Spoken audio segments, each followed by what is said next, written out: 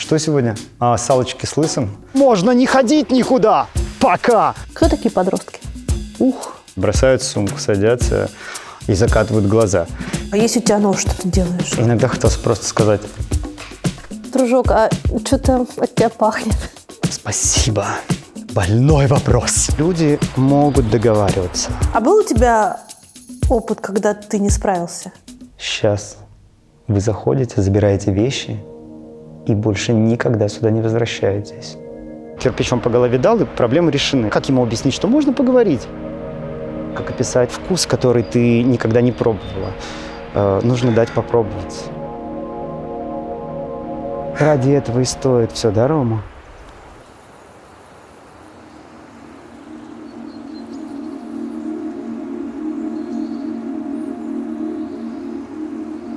Рома, значит, сегодня 11 апреля. Я понимаю, что там никто не поверит, поэтому это нужно вот как-то подтвердить при свидетелях, что сегодня 11 апреля. Это Петербург. Это правда. Вы это обалдели, правда. что И это вчера еще такого не было. Это к нашему Это приезду. да. И вот ты любишь Петербург вот... За это? Конечно, да. Во-первых, сегодня тепло, неожиданно, потому что, выходя из дома, я подумал, мы все погибнем просто от мороза, но сейчас тепло, и как будто зима, 11 апреля, все, это не повторится. И Меня всегда завораживала эта способность петербуржцев все перевернуть. То, что тебя приводит в ужас, им кажется нежным, милым, замечательным, неповторимым. я знаю, да, что это завтра растает. И все, и дальше лето, целое лето огромное, много тепла.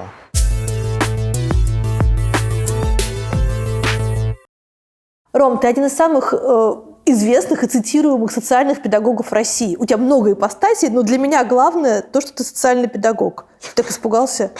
Удивительно звучит. Не педагог? Слово социальный. А всегда, когда говорят «один из самых», я не могу сказать про себя, что я социальный педагог, потому что я считаю, что для этого должно быть определенное образование. Например, важно там про юридические нюансы понимать, про работу с документами и так далее. Но в каких-то моментах, мне кажется, я просто выполнял роль социального педагога, потому что так было написано в трудовой, например, и не могли взять, не знаю, человека, который будет делать все везде и сразу. А социальный педагог очень понятно. Но ты педагог. Я педагог, да. И человек, который работает в основном со сложными детьми, а такие простые дети – это твое отдохновение. Правильно я формулирую? Нет, говори сам. Мне кажется, что сложно и там бывает, легко и там бывает.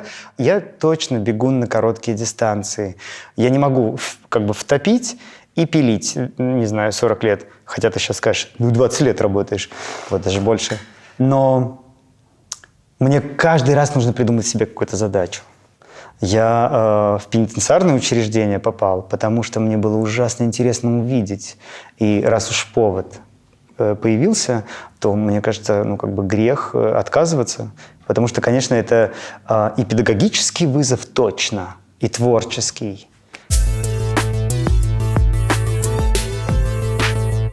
Я сейчас дам такого магазина на диване, уж простите, пожалуйста, но, честное слово, не могу молчать про наш новый прекрасный мерч. Он мне действительно очень нравится. Во-первых, наконец-таки, у нас появились сережки.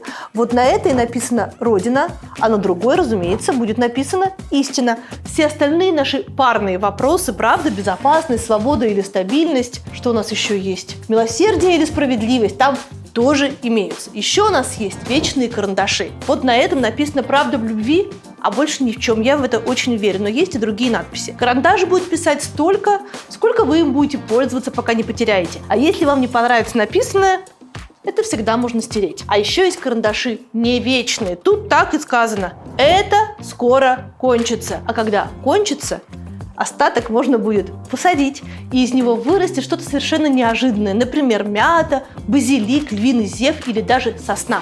Будете любоваться и нас вспоминать. Все это можно купить по ссылке в описании. Напомню, мы не зарабатываем на мерче, а 25% от стоимости каждой штуковины уходит в питерский фонд Адвита, который помогает тяжело больным взрослым и детям. Также наш мерч можно купить, придя ко мне на стендап. Расписание тоже по ссылке в описании. 14 и 15 мая Цюрих и Женева, 23 мая Таллин, 29 мая Белград и 30 София, а потом целая неделя в Израиле. Приходите, увидимся, Ну и, разумеется, будем обниматься.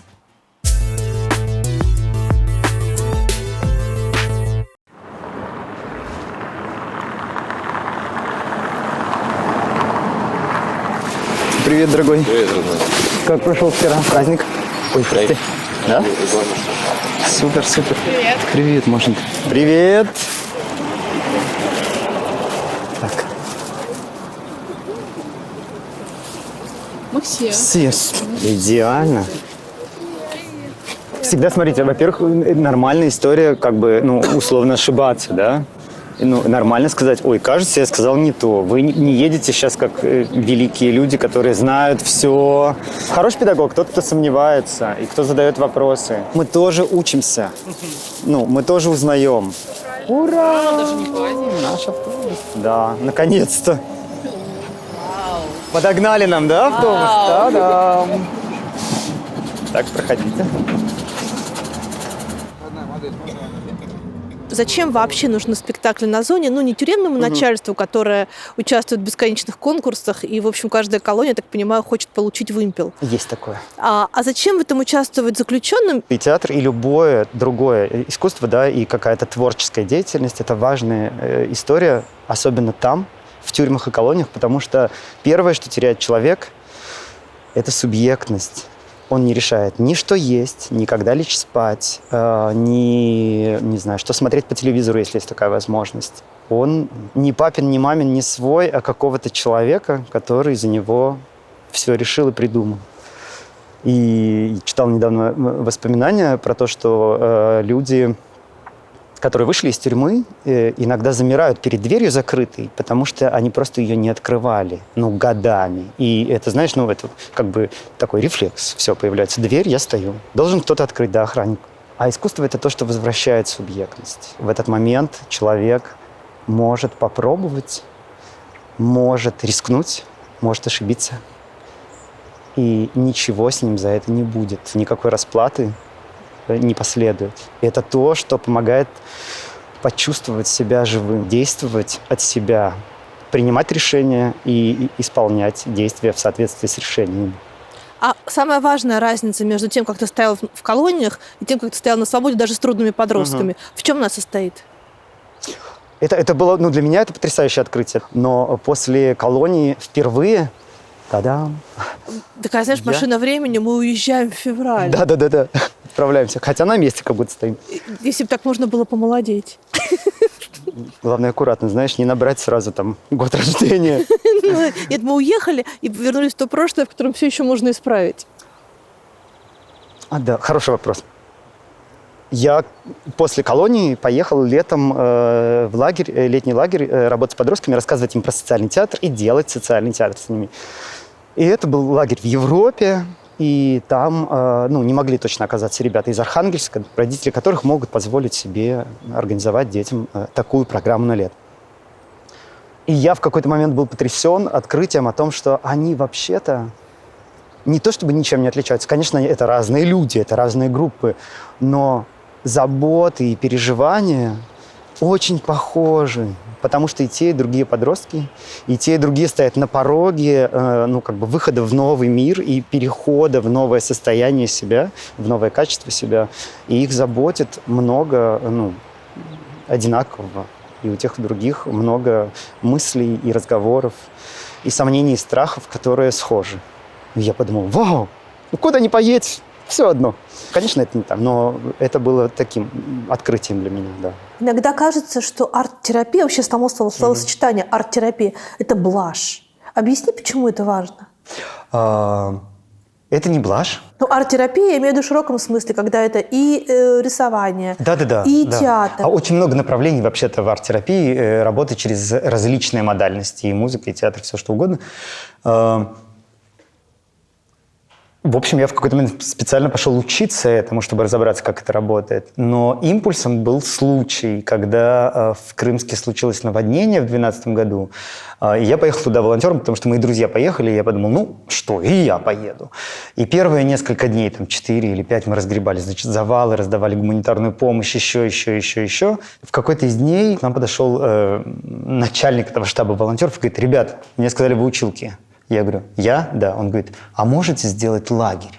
Я говорю, какой? Он говорит, для детей. Я говорю, так здесь же нет детей. Он говорит, да вам кажется, они сидят по домам, и это проблема, потому что родители боятся их отпускать, при этом они ничего не могут сами делать. Вообще-то много детей в тот момент вывезли как раз в санатории и везде. Я говорю, да, давайте сделаем. И мы еще 2 недели делали лагерь для детей. Родители отдавали нам, уже зная нас как волонтеров.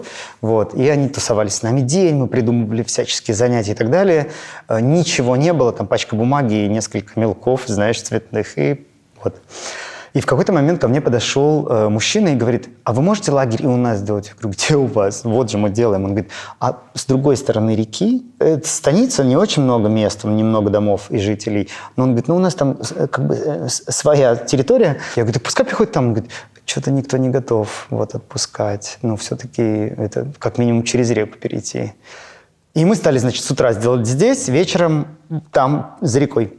И в какой-то момент ничего нет. Я набрал коробок на складе и нашел банку гуаши в гуманитарной помощи. И говорю, давайте сделаем сейчас город просто из домов в коробке. Отлично, супер, сделаем. Дети все принялись за работу. И один мальчик был, ему лет 5 было в тот момент. Он приходил с мамой. Мама ничего не делала, просто стояла рядом. А он говорил, смотри, мама, у нас будет новый дом, очень крепкий, 2-этажный, с балконом. И если что-то случится, у нас будет лодочка к балкону привязана. И мы уплывем. И через пару дней эта мама ко мне подходит в слезах и говорит, спасибо вам, Рома. Я говорю, за что? Она говорит, вы не представляете, что вы сделали. Я говорю, ну, мы домики рисуем. Она говорит, да нет. Он сегодня первый раз спал, не просыпаясь, и не описался ночью. Я не знаю, да, я не знаю, но мне кажется, что то, что он смог проговорить, то, что мама была рядом в этом процессе, ну, помогло ему. И в тот момент я подумал, вау, это как-то работает, надо бы это исследовать. И пошел учиться арт-терапии. И мне кажется, ответ, в том числе на твой вопрос, ну, почему это не блажь? Это конкретный инструмент, рабочий инструмент. Крымское наводнение и волонтерское движение, возникшее во время ликвидации его последствий, это самый высокий пик развития гражданского общества в России? Сложно сказать. Я так не думаю.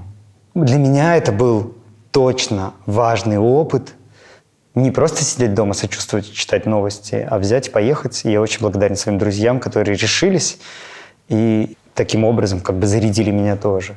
Ну, там, то время, когда я жила в Петербурге, я не помню ни одного митинга, на котором я бы тебя не встретила. Про нынешнее время и про участие в митингах мы говорить не будем, потому что мы находимся сейчас в России. Но веришь ли ты в движение или, там, не знаю, в такую формулировку, как «новые тихие»?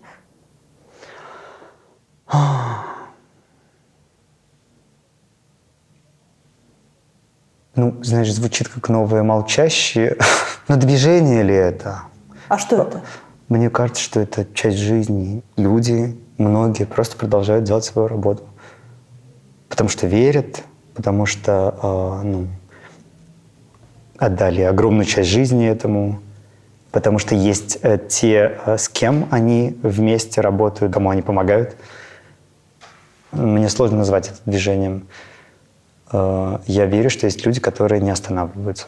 Если каждый соизмеряет свои силы с возможностями и делает выбор. Для меня как-то вообще важно очень научиться и практиковать вот эту историю про то, чтобы не осуждать.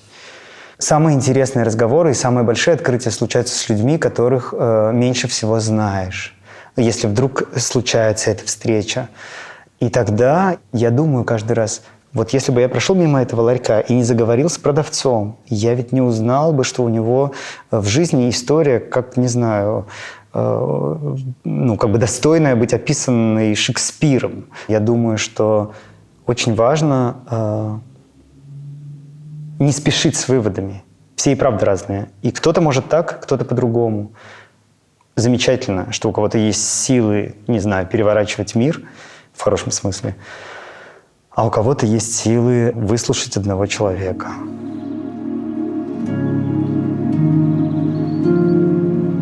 Какие же названия потешные? Ель почковатая. Господи, издалека мне показалось сосна счастливая. Было бы неплохо. Я сегодня прочитал с утра какую-то маленькую статью про макадамию, почему ее так назвали.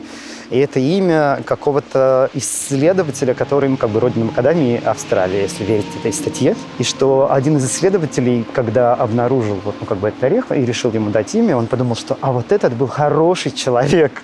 Давайте, Макадам его звали. Вот. И его фамилия была. И вот макадамию назвали макадамия, потому что вот был какой-то человек, который был этим хорошим человеком. А он даже, по-моему, не исследовал Австралию, он даже не бывал, по-моему, там. И, скорее всего, не пробовал никогда этот орех. А вот имя такое. Слушай, я сейчас поняла. У этого есть прямо, название. Ты помнишь, у Нарштейна есть книжка, называется «Снег на траве»? Да. Вот оно. И он как раз там рассказывал, что типа ты вышел однажды из дому и увидел, как на траву, на зеленую, лег снег. Мне кажется, что он ее убивает. Траву. Нет. Думаешь, Я уверен, что нет. Это какая-то удивительная сила у этих существ. Они невероятные. И я вспомнил еще что у Тонина Гуэра есть красивая история. Он описывает в книге своей, что он ехал на поезде и увидел белые тени деревьев. И даже так оно называется, по-моему, белые тени. И, оказывается, выпал снег ночью, вышло солнце и растопило все, кроме той части, где тень дерева. И тень стала белая. У нас есть шанс в Петербурге увидеть белые тени деревьев. Пожалуйста, проведай эту траву, когда я уеду, а у вас станет, когда-нибудь тепло. Я хочу узнать, что она выжила. Я часто думаю о сложностях, с которыми сталкиваются люди сейчас, которые работают с детьми, молодыми взрослыми, с подростками, особенно в том, что касается людей совестливых и людей неравнодушных. Потому что мне кажется, что это не просто большая ответственность, но и огромные риски.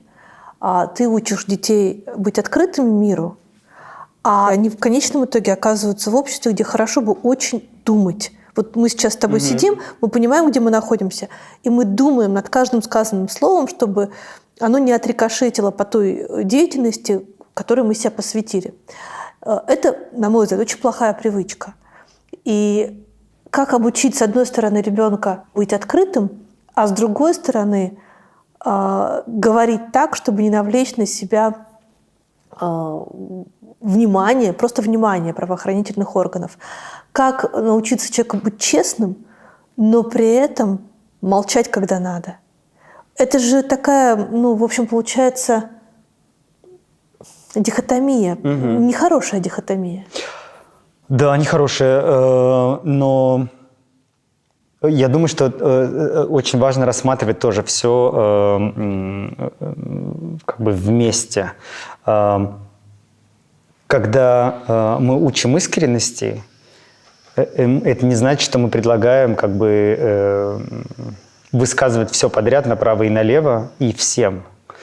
Критическое мышление не про то, чтобы рубить с плеча, а про то, чтобы размышлять, наблюдать ситуацию, анализировать, делать выводы и совершать выбор. И в соответствии с этим выбором действовать. Для меня принципиально важно быть искренним, стараться. Я не всегда могу это сделать. Я точно знаю, что есть есть другой язык иносказаний, да, который будет понятен тем, кому нужно, и непонятен тем, кому не нужно. В каком-то смысле занятия творчеством и искусством тоже помогают в этом. Размышлять про метафору, про образы, образное мышление, способ выражаться так, чтобы понял тот, кто должен понять. А это не вранье? Вранье, штука, вранье, ложь. Это когда ты знаешь, что это черное, а говоришь, это белое. Это уж прям совсем. Ладно, хорошо. Знаешь, что это черное, говоришь, серенькое. Но мне точно легче говорить примером. У меня была такая ситуация. В 2011 году я и несколько человек, которые были моими друзьями, мы решили сделать проект в детских домах. Такой драматерапевтический проект. Он до сих пор существует. И один из детских домов в Петербурге, куда я пришел работать, мы начали с того, что встречались с детьми, с группой детей. Пришло довольно много детей. На первое занятие там месяц ходили просто человек 30. Потом в какой-то момент я сказал, что сейчас будет спектакль. Это значит, что уже мы прекращаем только играть, а начинаем работать. Вот. Осталось 8 человек. Отличная группа. Вот. Но мне очень понравилось тогда тоже вот честно поговорить, знаешь, но не заигрывать с ними, сказать о том, что нас ждет. Мы работали учебный год с октября по май. Я, конечно, познакомился с директором и замдиректора этого детского дома. У нас было много разговоров. Они обращались по поводу каких-то определенных детей, спрашивали, как они и что. Это была всегда непростая коммуникация, но я тоже понимал, что надо как-то ее выдерживать, находить слова. Вот. Не в смысле врать, а иногда хотелось просто сказать...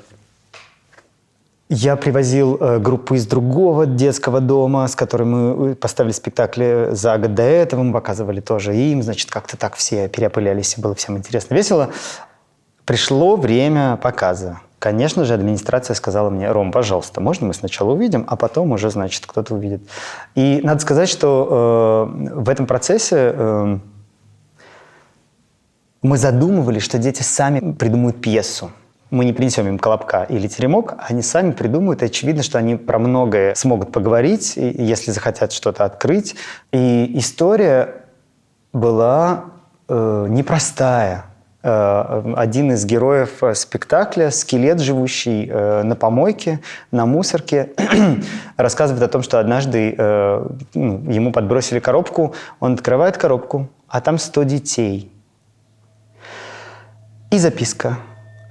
Не кормить, не гулять, что-то еще, не поить, что ли. И он, значит, кормит, поет, значит, идет с ними гулять. Приходит дяденька-милиционер и говорит: ай-яй-яй, вас в тюрьму. Значит, этот скелет сидит в тюрьме, выходит, возвращается. И опять коробка, опять 100 детей. И написано то же самое. Нож. Это ребенок рассказывает эту историю. Я говорю: что он сделал? Он говорит: это очень просто. Если нельзя ни кормить, ни гулять, ни поить. И он не договаривает. Конечно, спектакль не был таким, но это история как бы одинокого героя, даже был не скелет. Подожди, а если у тебя нож, что ты делаешь? У тебя 100 детей в коробке, и ты? Он не сказал. А ты бы что Я не сделал? стал его пытать. Но для меня это в тот момент прозвучало так, что нужно... Господи, что я сейчас произнесу? Это нужно просто их всех убить. Герасим с Муму. Да. И ребенку было 8 лет, мне кажется, он не читал еще эту историю. Но в спектакле мы, работая над этой общей историей, говорили и про одиночество, и про то, как сложно найти опору, и как ее можно найти. И, конечно же, это было принципиально важно. Выход должен быть в финале, чтобы все выдохнули. Это не взрослые собрались, понимаешь, порубиться. Но это не был, еще раз, ни колобок, ни теремок, ни варежка. И когда закончилось представление, которое длилось 45 минут, дамы из администрации встали и сказали: Роман, пройдемте. Мы вышли, зашли в кабинет директора, и она сказала: сейчас вы заходите, забираете вещи и больше никогда сюда не возвращаетесь. Я говорю: в чем дело? Они говорят: это что? У нас и так куча проблем. Вы хотите, чтобы про нас еще говорили, как про людей, значит, которые вот такие спектакли делают у себя и позволяют? На секундочку, кто мешал прийти и посмотреть в процессе? Никто. Всегда была открыта дверь, но это тоже важно. Я говорю: подождите, мне надо попрощаться с детьми тогда. Они говорят: нет. И если вы появитесь на пороге,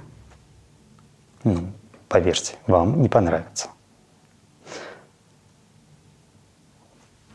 Я был юным, не очень готовым к такой ситуации. Я, к счастью, там была педагог-организатор, которая увела детей.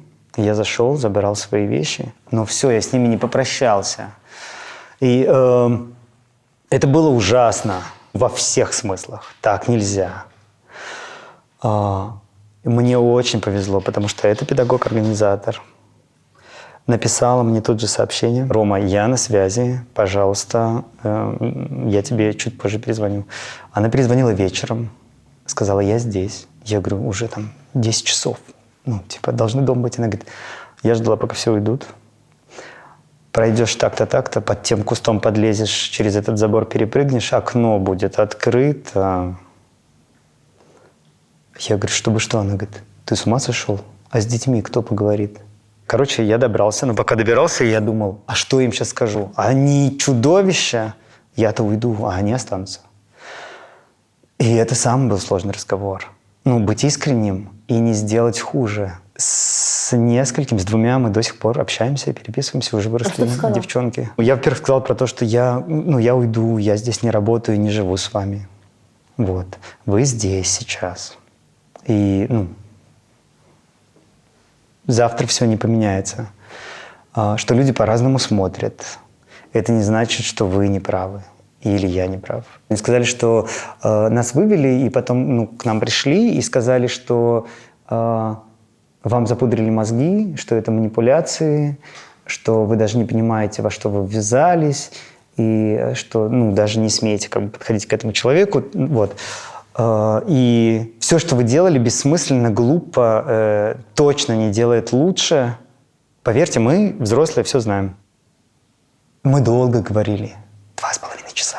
Они, конечно, спрашивали: Рома, и что, мы все остановимся? Я говорю: нет, мы можем думать, что мы можем делать, можем придумывать, но мы точно не будем рубить сгоряча, сейчас сжечь и топоры хватать. И одна девчонка, которая была самая сложная, такая, вот она была на грани, она сказала: я напишу письмо.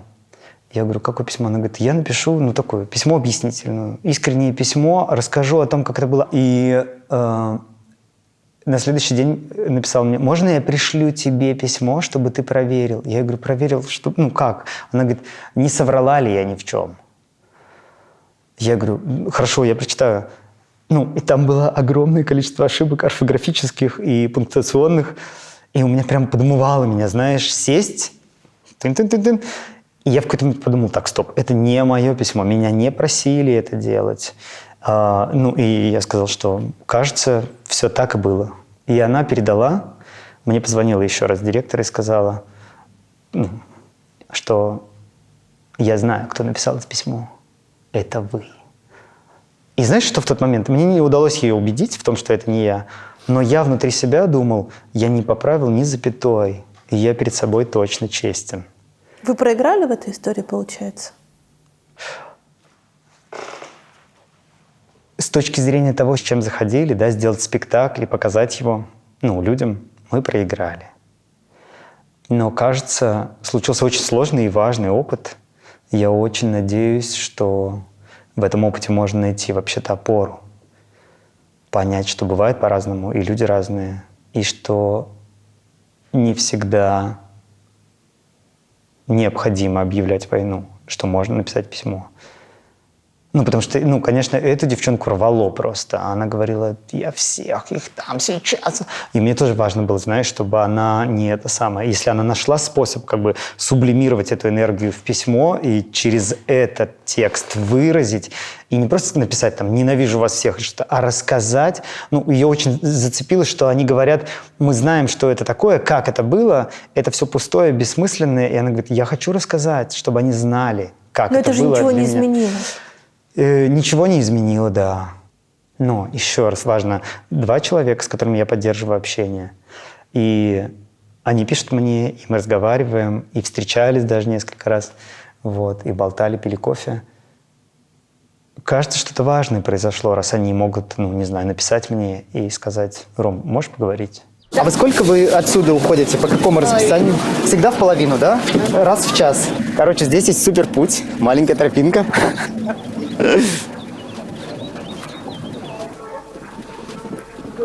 Часы можно взять, и это хорошая история, потому что ты не сможешь взять телефон, а у тебя будут часы, и ты сможешь время смотреть. Здесь администрация, и не только здесь, тут тоже еще. Здесь еще ребята живут, которые уже готовятся к выходу. Доброе утро.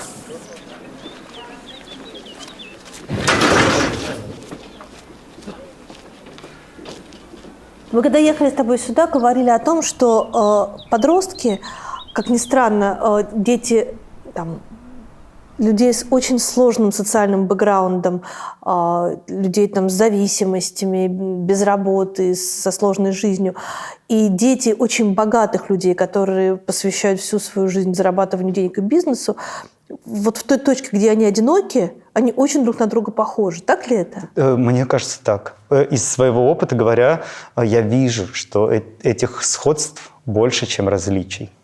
Им одиноко, им важно быть услышанными, не просто выговориться, а рассказать о важном и увидеть человека или людей, которые не отвернутся, а примут. И не скажут: да молодец, что ты там натворил всякого разного, а что так бывает. Я понимаю. А что хуже, когда человек выращен улицей или когда человек выращен психологами и нянями?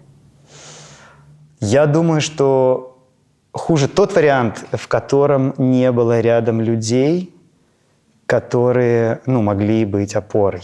Что происходит с подростком? Он уходит от родителей, и он ищет референтное сообщество. Сообщество тех, кто принимает. Вот эта история про рискованное поведение, она про то, что я должен себя пробовать. Это жизненно необходимо. Природа так определила. Мне нужно пробовать, мне нужно рисковать, мне нужно ошибаться.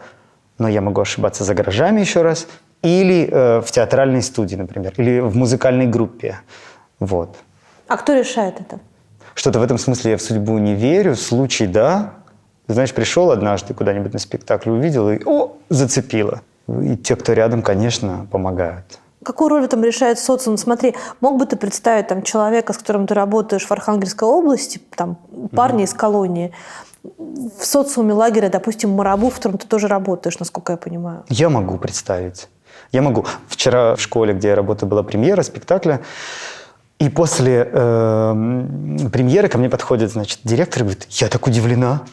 Пришли эти двое, у них есть какие-то пацаны, которые такие резвые, бравые.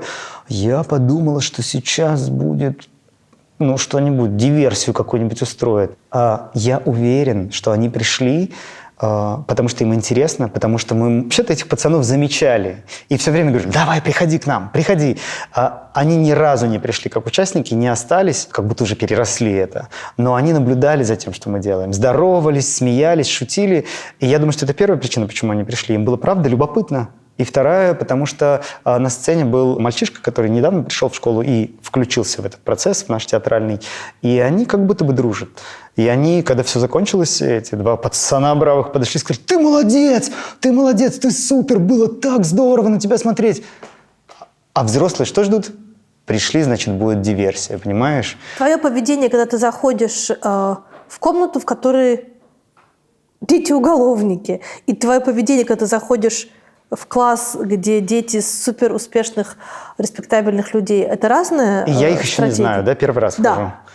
Я очень волнуюсь, потому что я иду к людям, которых не знаю.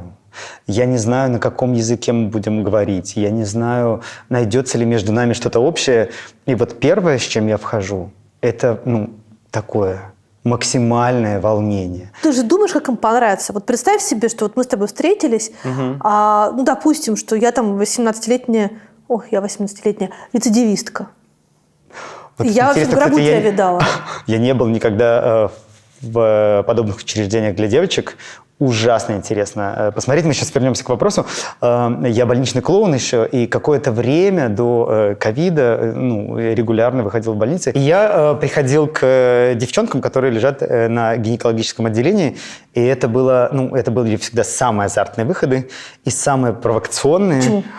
Потому что это такие девчонки, они, давай, что ты. Если удавалось их вовлечь в процесс, я считал, что это самая большая победа. И в колониях или спецшколах происходит то же самое. Нужно найти инструмент, чтобы вовлечь. И как бы они все не храбрились, да, потому что система заставляет быть, суперсильным, в какой-то момент они на самом деле попускаются, начинают улыбаться. Вот я 18-летняя рецидивистка. Я не хочу с тобой коммуницировать. Вот ты ко мне пришел. Что ты сделаешь? Такая личная работа. Один на один. С группой по-другому работает, А с понимаешь? группой лучше, да? Да, потому что кто-то все равно откликается. Вот, кто-то откликается. Или если все держатся и не позволяют себе смеяться, кто-то все равно расколется, и все, и пошла волна. И я обожаю играть. Я вообще люблю игру как процесс. И у меня целая коллекция игр, где нету ни победителей, ни проигравших, потому что это очень важная история вообще для всех. И они все вовлекаются. Вот в реп-центре, где я работаю, у меня, когда я только туда пришел 4 года назад, была очень сложная группа, неподъемная просто, мне кажется. Они даже, когда в расписании видели мое занятие, они потом уже мне рассказали, они говорили, что сегодня? Салочки с лысым? Потому что я все время их разгонял на игру. И однажды что-то, какой-то конфликт начинался. Знаешь, что-то один сказал, другой подхватил. Я говорю, так, стоп, встали все в круг, быстро, сейчас будет состязание. И в такие моменты они почему-то вдруг слушаются. И знаешь, во что мы играли? Летели дракончики, ели пончики. Ну, это была дурка, понятно. Но там в этой игре как раз выбывает. Но надо сказать, что потом в течение 2 месяцев, вот до конца проекта, когда я приходил, они говорили, Роман Зосимович, давайте порубимся в дракончиков. И для них это стало вдруг... А это здоровые лбы 17-летние, да? Потому что для них стало это таким легитимным состязанием. Это способ проявить сноровку, там, не знаю, силу, внимательность. Вот. Играя в дракончиков. Нужно просто альтернативу предложить. А был у тебя опыт, когда ты не справился? Да, миллион. Это была группа несложных подростков. И это не была группа, не знаю, в реп-центре или в колонии. Это были вообще-то дети в театральной студии. И я все время тоже говорю, что театр в какой-то момент превращается в армию, когда часы тикают, и уже скоро премьера. И мы ставили спектакль. Спектакль получался хороший, все, но время бежало, а внимания хватало не всегда. И в какой-то момент я говорю, ну хватит, там что-то, ну блин, ну... И мой коллега, который мне помогал, стоял на звуке и свет делал, он такой сигналит мне что-то. Я говорю, так, пауза. Что? Он говорит, Ром, это дети. Я думаю, боже мой, что со мной случилось? Как я оказался в этой точке? И понимаю, что надо что-то с этим делать. Можно продолжать. Сейчас придут, знаешь, послушные, сядут, сделают это. Вот. И, значит, ребята возвращаются, я говорю, так, присаживайтесь в круг, у нас гость. Они говорят, какой гость? Я говорю, сейчас покажу вам. И я вспомнил, у Джани Родари есть история, где он рассказывает про то, что дети могут на самом деле что-то сказать, объекту или кукле, не ответит, не встанет, ничего. Но у меня не было никакой куклы, и я нашел какую-то пенопластовую штуку, в которую, значит, там колонки заворачивались, поставил, говорю, это наш гость, не просто гость, это режиссер, он вот прямо сейчас ставит спектакль, говорю, название нашего спектакля, они такие смотрят, я говорю, и знаете что, у него есть одна особенность, он не может отвечать, но слушать может, можно ему сказать все, что вы хотите. Я думаю, говорю им это, сам думаю, сейчас они, конечно, скажут тебе, ага. И они молчат, сидят, и такая пауза, и я думаю, все, я провалился. И вдруг одна девчонка говорит, я хочу сказать, дорогой режиссер, вообще-то, когда вы начинаете волноваться, мы тоже начинаем волноваться. И кажется, это никому не помогает. И все понеслось, и они начали говорить, и говорить, и говорить, и говорить, и говорить. И в какой-то момент, все остановилось, я говорю, спасибо огромное. Он точно все услышал. Можем ли мы вернуться к репетиции с новыми знаниями друг о друге? Они говорят, да, конечно. Я в моменте не справился, вырулил, но в тот момент, когда я осознал, что я что-то там уже очень громко говорю, в общем, только замечание моего коллеги помогло, понимаешь? У тебя какое любимое дерево? То место, где я вырос, где там много сосен, елей и берез. Деревня, где жила моя бабушка, была когда-то большой деревней, называлась Большой двор, потому что там была станция, где меняли лошадей и ехали дальше. И в какой-то момент бабушка мне говорит, здесь тятин дом стоял, а там лес растет. Такой лес, знаешь, они называли его малек, молодые деревца, вот такие сосны уже. Я говорю, бабушка, здесь не мог дом стоять. Она говорит, в смысле? Когда я девкой была, еще стоял. И я вдруг подумал, ого, ну то есть вся моя история, это история как бы леса в этом месте, а ее история, это ну что? Это место, где стоял дом, и не было леса. И вот знаешь, когда сосны и березы рядом растут, и если это осенний день, такой теплый, не от того, что воздух теплый, воздух уже холодный, но солнце светит. И побыть на этом солнце, вот оно уже уйдет, и наступят темные ночи, да, и короткие дни, и будет очень холодно, и все это закроется снегом, не таким слоем декоративным, а прямо ух! И ты как будто бы ловишь еще это чудо. Вот, поэтому давай такое, букет берез и сосен, вот. В одном из интервью ты сказал, что твое детство было похоже на сказку. Это правда. Я рос в деревне. У меня ничего не было. Сколько у вас детей у мамы? Было 3. Когда мне было 7, мой старший брат, который был на 13 лет меня старше, погиб. Мама разрывалась как бы между работами. И... А папа что? Папы уже в тот момент не был с нами, но он довольно скоро ушел после того, как я родился. В общем, с одной стороны, ее не хватало, а с другой стороны, было очень мало контроля. Я помню, что я удивлялся, когда дети соседские говорили, мне сказали только во дворе. Какой двор? У нас даже забора вокруг этого дома нет. Как бы. Ну, типа вот в соседних кустах это двор считается. Там через дорожечку, тропиночку перейти уже чужой двор. Но меня никогда не контролировали. Я очень хорошо учился, и много этому времени как бы оставлял. Потом у нас был дом, где я родился, он был неблагоустроенный. Там была печка, туалет на этаже, колонка или колодец, куда нужно было ходить за водой, носить дрова, чтобы печку топить. Много обязанностей было на мне. Но когда оставалось свободное время, я мог пойти куда угодно. И я чувствовал себя путешественником по этому миру. Я отправлялся там, не знаю, в лес или на кладбище. Там такое милое кладбище, не очень далеко. Или, не знаю, на ту сторону реки. Или еще куда-то.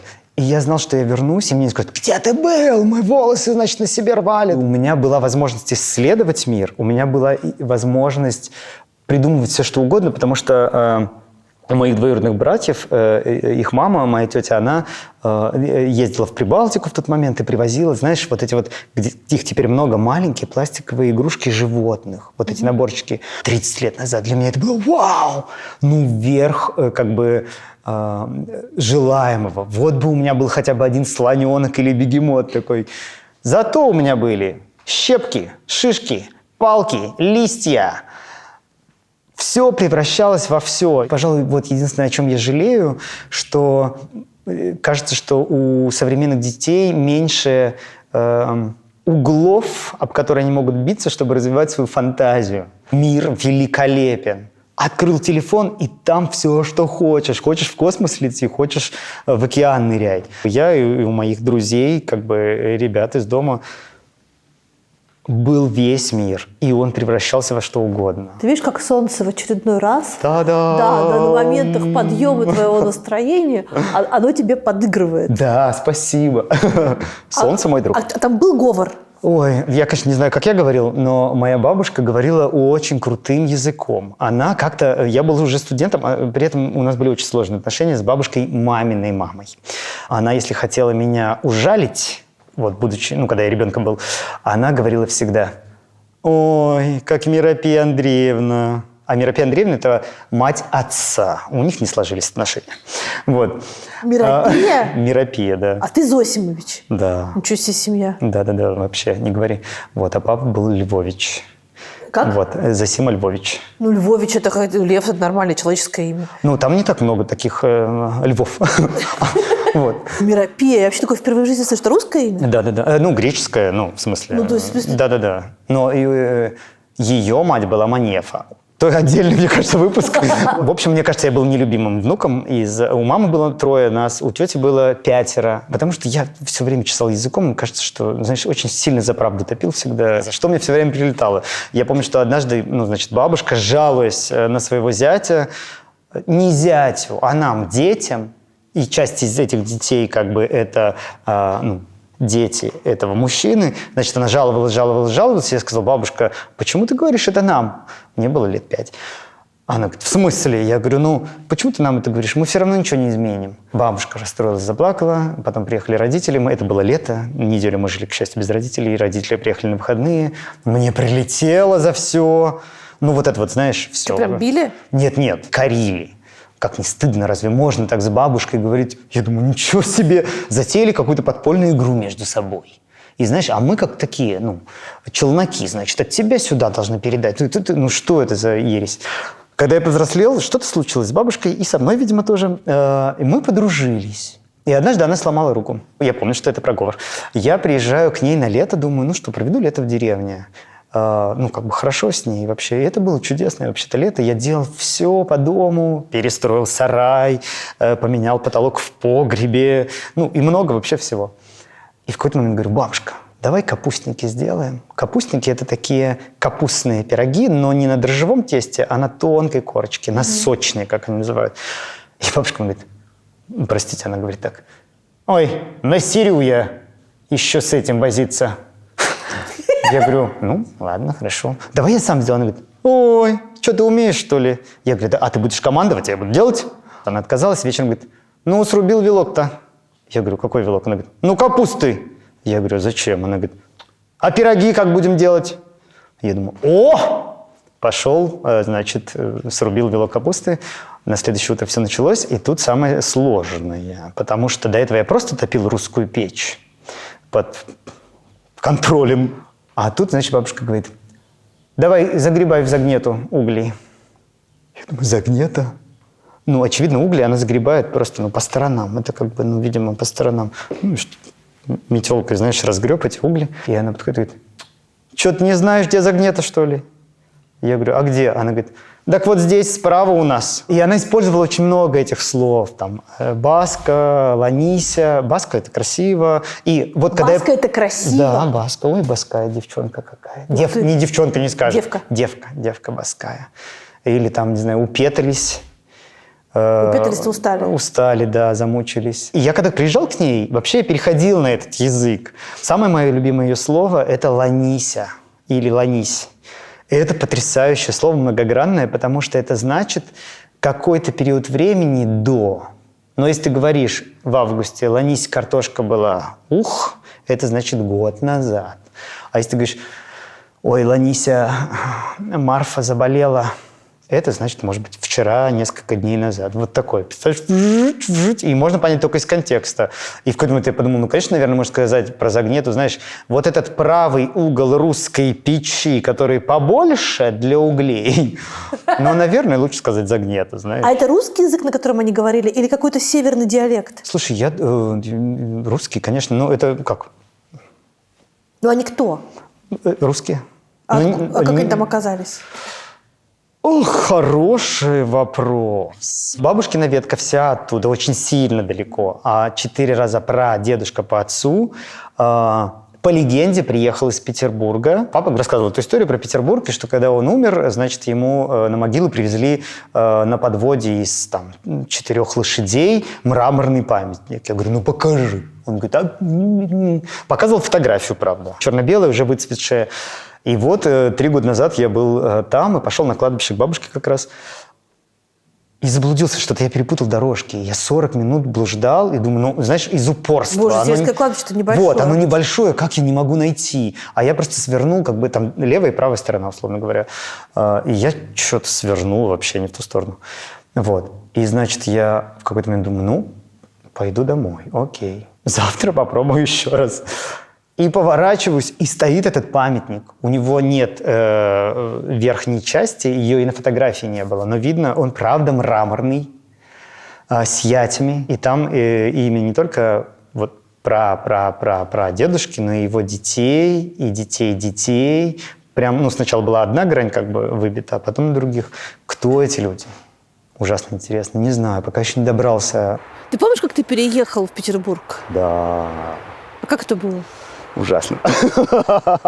Нет, ладно, это не было ужасно. Ты из Архангельской области. Я из маленького поселка, очень далеко от Архангельска. На поезде до Архангельска ехать еще сутки. Сложный этот маршрут железнодорожный, не везде проложишь, видимо, пути. И я приехал поступать в университет. И это было 2 попытки. Первая была сразу после школы, и я не поступил, и вернулся домой. На следующий год я приехал, и несмотря на то, что здесь живет моя двоюродная сестра, и первый раз я базировался у нее, Второй я подумал, я все сам. Я вообще-то ехал на вокзал, но в поезде со мной ехала девочка из моего района. И она говорит, а я вот, значит, остановлюсь у друзей в Купчино. Хочешь со мной? И надо сказать, что поезд приходил всегда почти в полночь, без 15-12. И часто он все время опаздывал, на самом деле, на час или на 45 минут. И это был риск, что мы не успеем на метро. И в этот раз он тоже опоздал немножко, но друзья этой девчонки встречали ее. И девочка Таня говорит, это Рома, он поживет с нами. Они говорят, он переночует у нас. Я переночевал. На следующий день открыл просто справочник желтой страницы, стал смотреть вузы, звонить и говорить, вы предоставляете общежитие для абитуриентов? И в одном мне сказали, да. Я подал документы. И что это был за вуз? Мореходка. То есть у тебя могла бы быть совсем другая судьба. Но там было отделение дизайна. Видишь, я не занимаюсь дизайном. Ни секунды вообще не занимался. Ну ты в море не ходишь. И да, и в море не хожу, да. В этом есть какая-то логика судьбы, что ты сейчас возвращаешься работать с трудными подростками в те края, где, в общем-то, ты вырос? Я тоже про это иногда думаю, кажется, все движется по спирали. Но мне важно было. Я очень люблю людей, которые живут там, в Архангельской губернии. Конечно, сердце ёкает, когда я еду туда, потому что это Архангельск мой. Но самый такой какой-то, мне кажется, момент, который меня перевернул все мое сознание, когда заканчивал первый университет, я решил, что я уже ничего не хотел делать. На диплом нам нужно было делать или коллекцию обуви, или кожгалантереи, или чехлов на самолеты, которые закрывают от солнца. Вот. Потому что я учился на факультете, один из факультетов был дизайн кожгалантереи. И я благодарен своей преподавательнице, которая сказала, Ром, просто сделай это, поверь. И она была для меня значимым человеком. Я восхищался ею и не подумал, ладно, я сделаю. И я сказал, я сделаю просто коллекцию обуви. Она говорит, отлично! Какой? Я говорю, детская. Она говорит, почему детская? Я говорю, да, просто отдам потом в детский дом. Она говорит, Ром, ты что, как дурак? И что ты изменишь? Я говорю, хотя бы польза какая-то. Знаешь, вот это вот все от моего диплома польза. Она говорит, подумай, что ты хочешь сделать? Я говорю, да ничего не хочу. Она говорит, врешь, давай. Я говорю, вот по-настоящему я бы хотел сделать дом для всех, чтобы у каждого был дом. Она говорит, давай сделаем такую среду игровую, конструктор такой большой, объемный, чтобы дети из твоего детского дома могли строить себе домики. Я говорю, игрушку? Она говорит, мы тему назовем так. Чехлы для детского конструктора. И я пошел в детский дом и год там провел, практиковался, работал с группой детей 7-9 лет они были.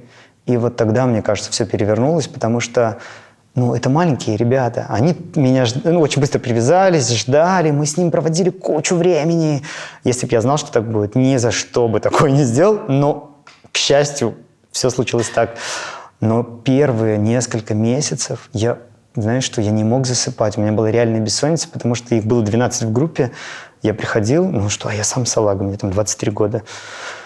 И у меня стучало сердце, я думал, так, как всех усыновить, как невозможно же их там оставить. Почему не усыновил?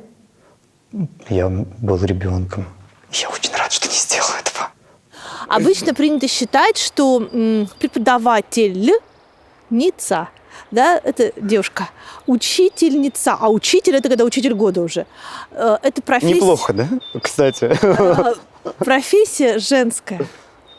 Как ты в ней оказался? Я не собирался там оказываться. Более того, я категорически не любил детей, потому что моя мама проработала почти всю свою трудовую жизнь в детском доме. Он был через дорогу от дома, где мы жили семьей. Это был большой детский дом в поселке, где там 4500 населения. И она там работала ночной няней, на секундочку. Что мама делала? Регулярно вечером отдавала меня братьям и уходила на работу. Я в тот момент не думал про это, но, очевидно, мне было не очень с тем, что она, значит, с этими тоже проводит много времени. Когда я был подростком, в деревне, где моя бабушка жила, у соседей через дорогу в доме, значит, родилась девочка, и она как-то подросла, ей там было года 3, и что-то она бегала и орала, и я помню, что я стоял, смотрел и думал, это ужасно, это кошмар. Надеюсь, что она скоро вырастет и станет, как-то нормальным человеком, а сейчас как-то недочеловек. Вот.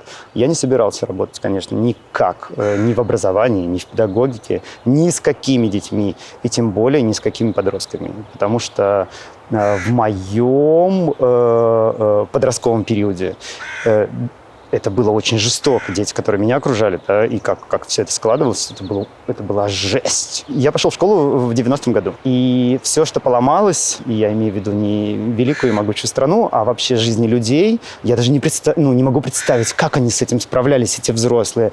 Но мне кажется, что не все хорошо. И то напряжение, которое точно у них возникало в семьях, дети приносили с собой.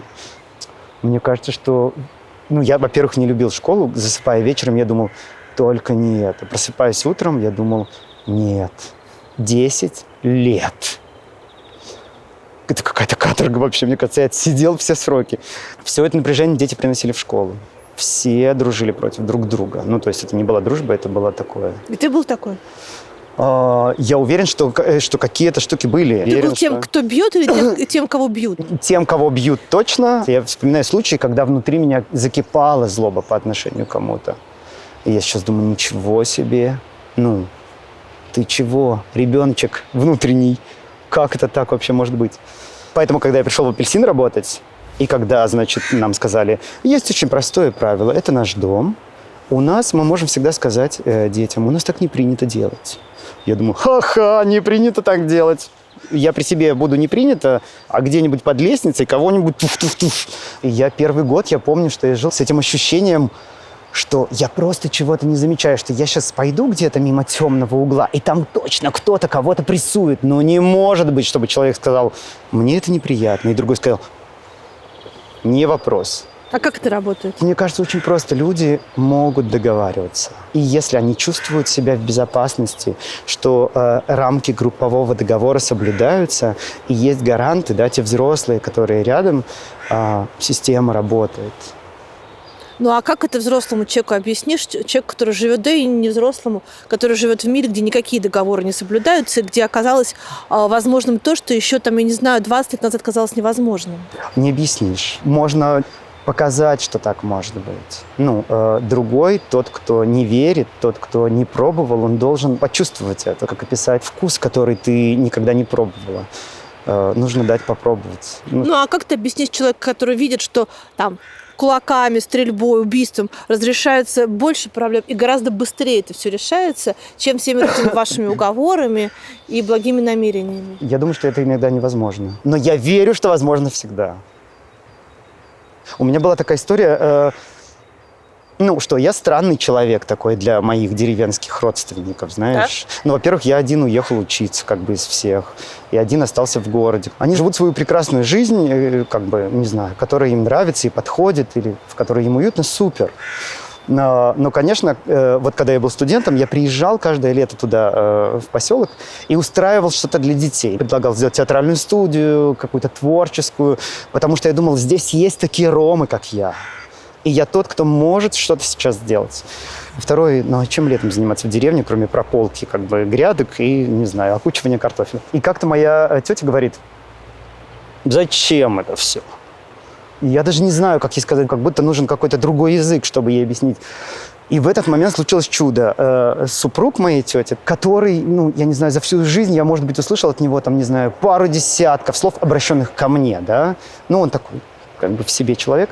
И он вдруг поднимает глаза от чашки и говорит, а потому что ради этого и стоит все, да, Рома?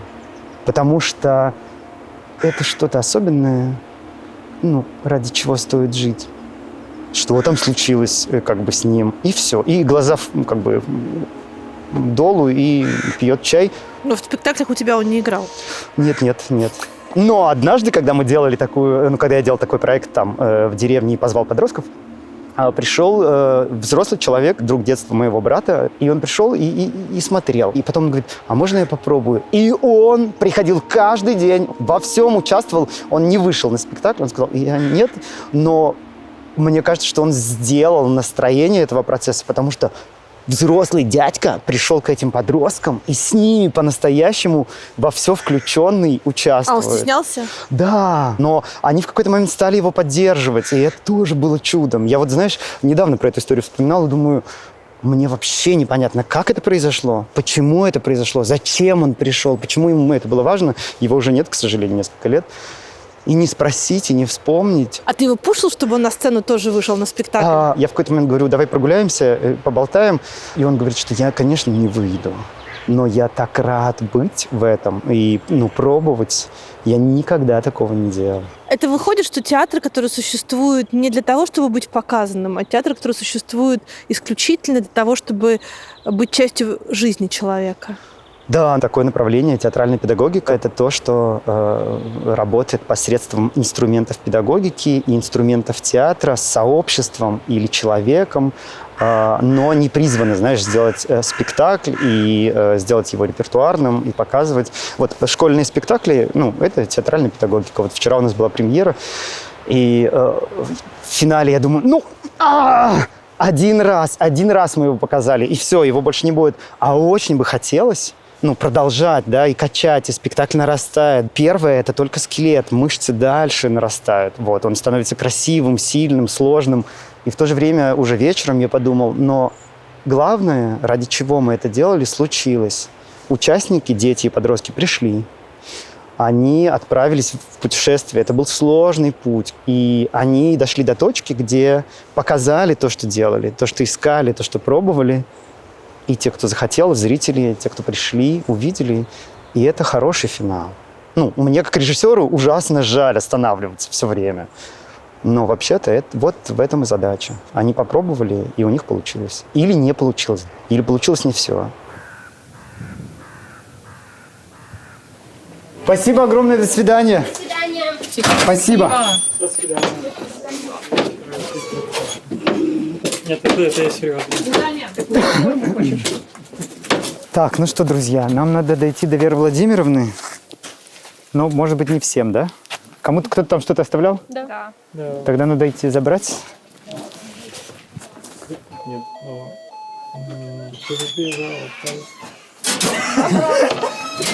Так, Верочка Владимировна, мы здесь.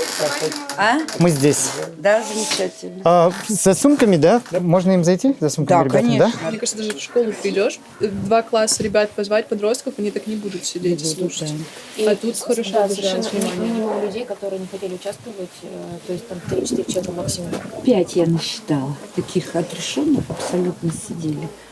3 там такие, они поддерживают криминальную субкультуру и думают, что они такие все крутые. Недавно? Недавно. Ага. Я их даже некоторых по фамилии еще не знаю.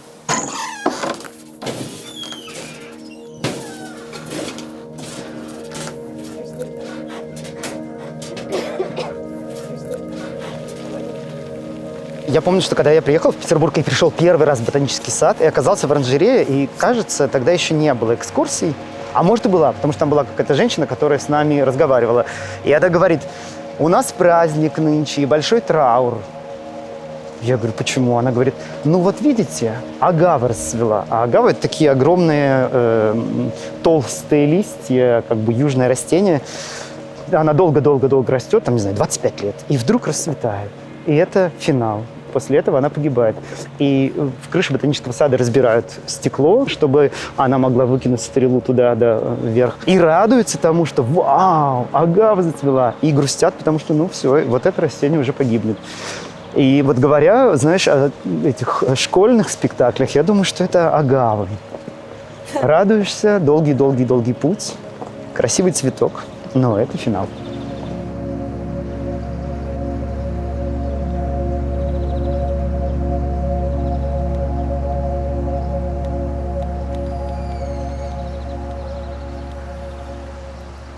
А тебе хочется поставить тот спектакль, который где-нибудь станет репертуарным? Вот недавно в Кукфо мы сделали такой спектакль по книге «День числа Пи». Работали с художественным руководителем театра в паре. И это мой первый спектакль, который в репертуаре. Это история людей, подростков, которые, в общем, об одном и том же говорят на разных языках. одного и того же желают, одного и того же боятся, об одном и том же тревожатся. Но из-за того, что нет переводчика, не слышат друг друга, не понимают. Но переводчик появляется. Ха-ха. Да-да-да.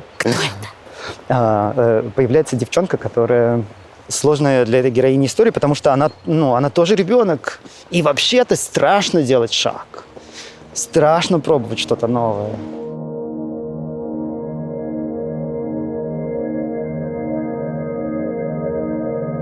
Я должна это сказать.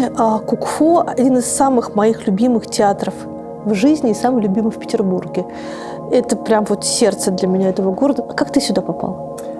Это очень красивая история. Я знал про то, что кукольный формат существует, и не был ни на одном спектакле. И при этом моя подруга все время говорила: «Рома, ты обязательно должен пойти посмотреть на кошку, гуляющую саму по себе».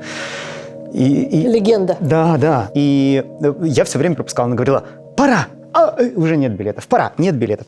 И вот однажды она мне звонит и говорит: «Рома, прямо сейчас кошку выставили в продажу. Пожалуйста, покупай билет». И я не мог прибежать сюда и купить. Я был на работе в этот момент. И я позвонил и говорю: «Можно мне, пожалуйста, 2 билета?» Потому что в тот момент здесь была моя мама. И тут же, значит, кому-то рассказываю, что вот мы идем на спектакль. И мне говорят: «Ой, а можно еще 2 билетика? Мы там еще друг возьмем с вами». Да, конечно. И вот так по ходу я привожу сюда 16 человек. И вот когда мы пришли, надо сказать, что здесь в зале стоит огромный такой шатер, и дети могут проползти по туннелю в этот шатер, а взрослые могут сесть вот на задние ряды и также увидеть спектакль. И, конечно, когда моя мама приходит и подходит, значит, ко входу, ей говорят: «Сейчас, погодите, дети проползут, а вы сможете вот там сесть на скамеечку». Моя мама говорит: «Конечно, нет». Опускается на коленки, ей там уже 65 в тот момент, и проползает, значит, это. А она еще такая маленькая у меня. Вот. И, значит, в конце спектакля, когда все закончилось, мы все выползли из этого шатра, а те, кто сидели, вышли. Вышла Елизавета Петровна. Душа театра. Да, душа театра. И говорит: «Ну где этот мальчик, который собрал нам зал?» И так мы познакомились. И потом, через какое-то время, мы встретились с Аней Викторовой, режиссером и художественным руководителем театра. И она говорит: «Приходи к нам работать». Я говорю: «Кем?» Она говорит: «Что-нибудь для детей вести. Давай, сделай». И я стал вести театральную мастерскую для детей. В какой-то момент Аня меня выгнала. Она сказала: «Так, все, хватит, иначе у нас тут скоро будет детский сад». Потому что дети все приходили, и мы занимали все больше времени. В этом была часть моих детей. Да. Вот. И это, конечно, шутка. Мы не ругались, в смысле, что она не выгоняла. Она просто сказала: «Ром, давай, найдем тебе новое место». Но с тех пор я знаю про Кукфо, и мы дружим. Твой спектакль для взрослых или для детей? Я бы назвал его семейным спектаклем. Могут прийти и дети, и взрослые. Но вообще-то мы целились поговорить о подростках и для подростков. Кто такие подростки? Это удивительные люди. Потому что вот уже не дети, которые верят в чудеса, но еще не взрослые, которые огрубели и как бы закрыли себя этим панцирем, да, чтобы, не знаю, не раниться об этот мир. Тонкие, звонкие еще, но уже очень глубокие люди. Когда мы снимались в «Орле и Решке» с детьми, мы с сыном оказались в Южной Африке, и нас повезли на там целый семейный пингвиний остров. И там был момент, когда экскурсовод рассказала, что вот пингвины там рождаются, они такие маленькие, очень пушистые такие, а потом весь этот пух из них вылезает, и там целых несколько недель сквозь эту кожу прорастают перья. И им страшно больно. И на самом деле чуть ли не половина популяции пингвинов погибает в момент вырастания этих перьев. Сын, конечно, тогда еще не был никаким не подростком, но я почему-то так расчувствовалась, и я говорю: «Сынок, вот это и есть подростковый возраст». Слушай, это потрясающий образ вообще-то. А знаешь, что ужасно? Что они оперились, но так и не полетели. Эти пингвины. А сейчас почему-то подростковый возраст, вообще все проблемы, связанные с этим возрастом, только сейчас для себя это открыли в связи с выходом сериала «Переходный возраст».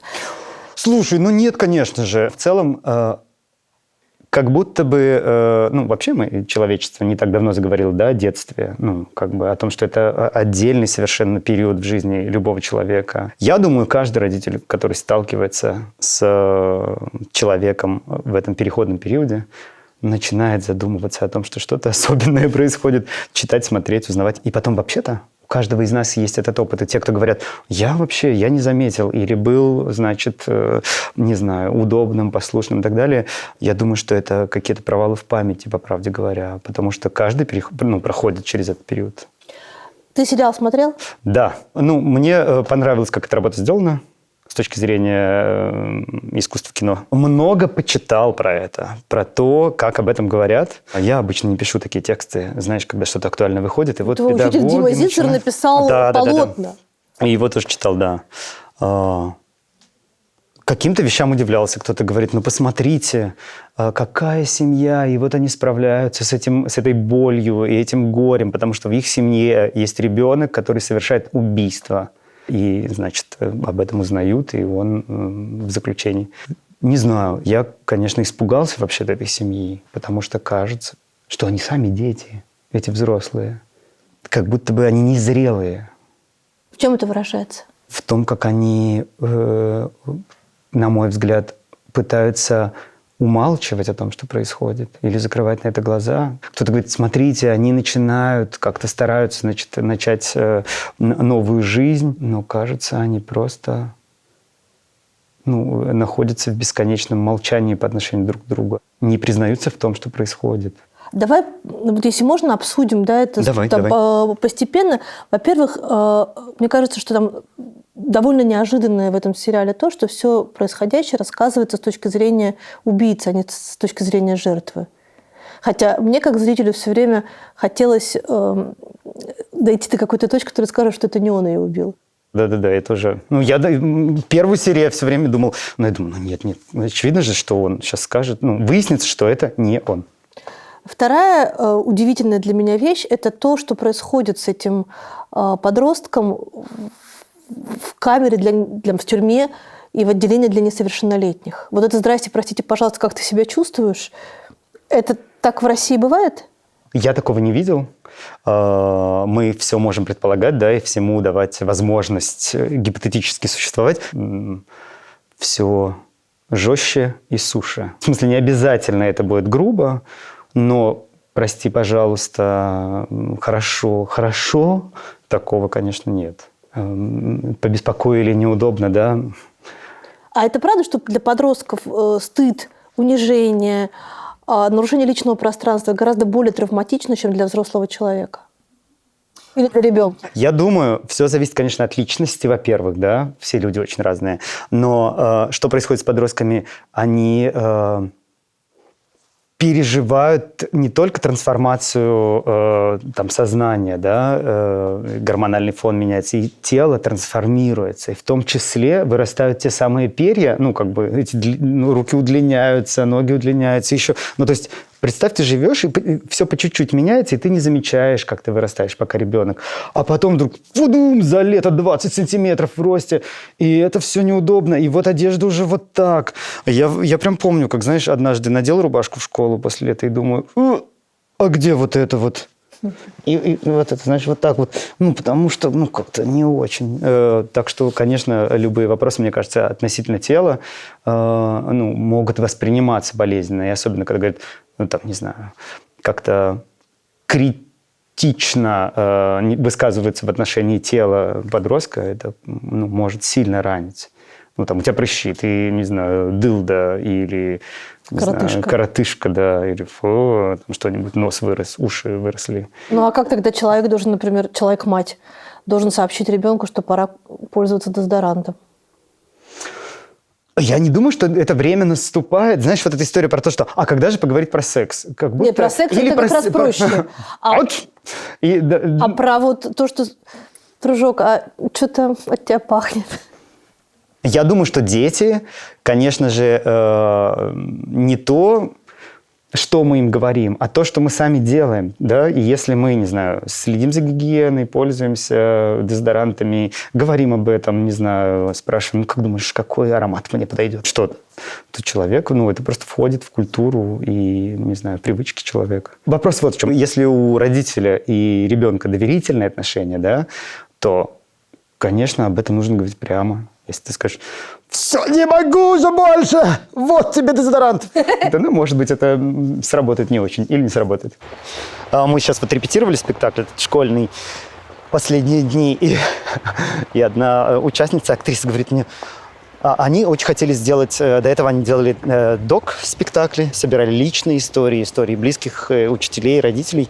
А тут они говорят, мы хотим спектакль настоящий. Я говорю, ну а док это тоже настоящий? Они говорят, нет, чтобы роли были, чтобы мы вот прямо учили по бумажке. И мы сделали такой игровой спектакль. И как во многих историях, без взрослых не обойтись. Я не очень люблю, чтобы дети, знаешь, выходили на сцену и как-то работали взрослых персонажей. В общем, по-разному мы с этим разбирались. Что-то уводили там за ширму, какую-то работу, где-то голос вставляли, где-то картинку делали.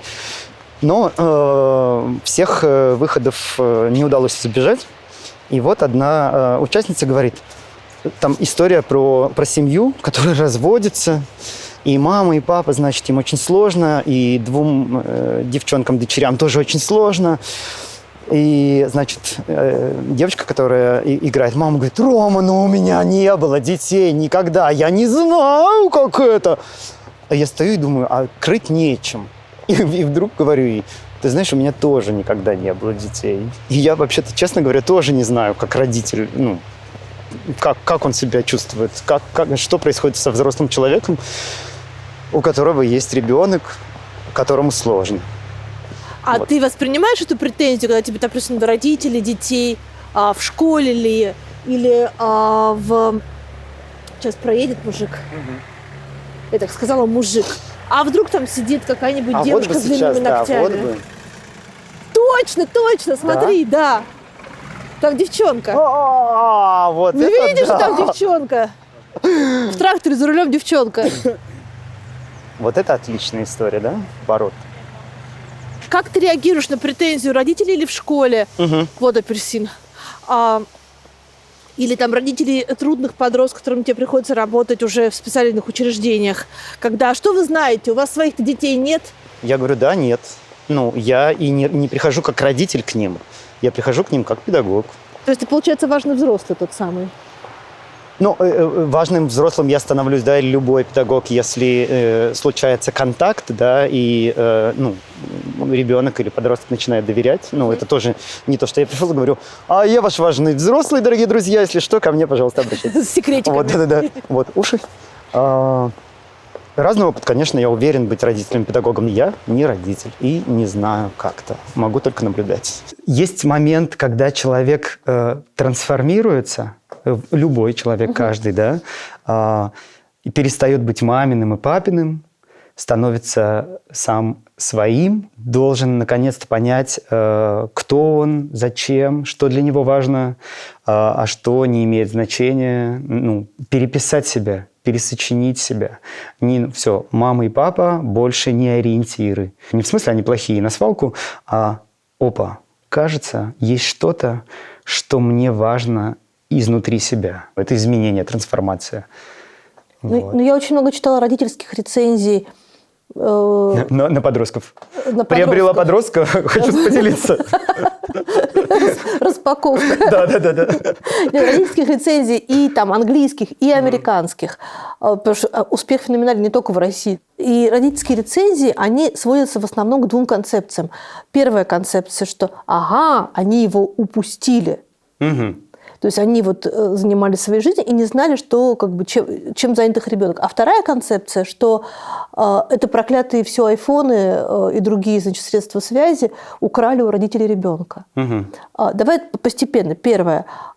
До какой степени, по идее, родитель должен вмешиваться и может вмешиваться в жизнь подростка, и насколько для подростка это действительно существенно? Вмешиваться, конечно, такое жесткое слово. Я думаю, что... Конечно, родитель должен интересоваться жизнью своего дорогого человека, своего сына или своей дочери. Родитель должен быть внимательным. Это мне кажется, что это самое сложное время, этот переход, да. И в этот момент как раз у большинства взрослых, неважно, родители это или соседи, или бабушки, дедушки, или педагоги, начинается «все не могу с этими». Ну, конечно, уже не обнимают тебя, как в первом классе, не прибегают в школу на урок, знаешь, там не рисуют тебе записочки, не пишут сердечко «спасибо», да? А уже приходят, смотрят из-под лобья, бросают сумку, садятся и закатывают глаза. Но в тот момент, когда ребенок меньше всего как будто бы достоин участия, любви и внимания и заботы, он вообще-то больше всего в этом нуждается. Вот что важно увидеть. Чем он хуже себя ведет, тем, по идее, ты должен больше его любить? Да, тем больше любить, не знаю, возможно ли, но точно больше терпения, да, помнить о том, как это было с тобой. Это сложно очень.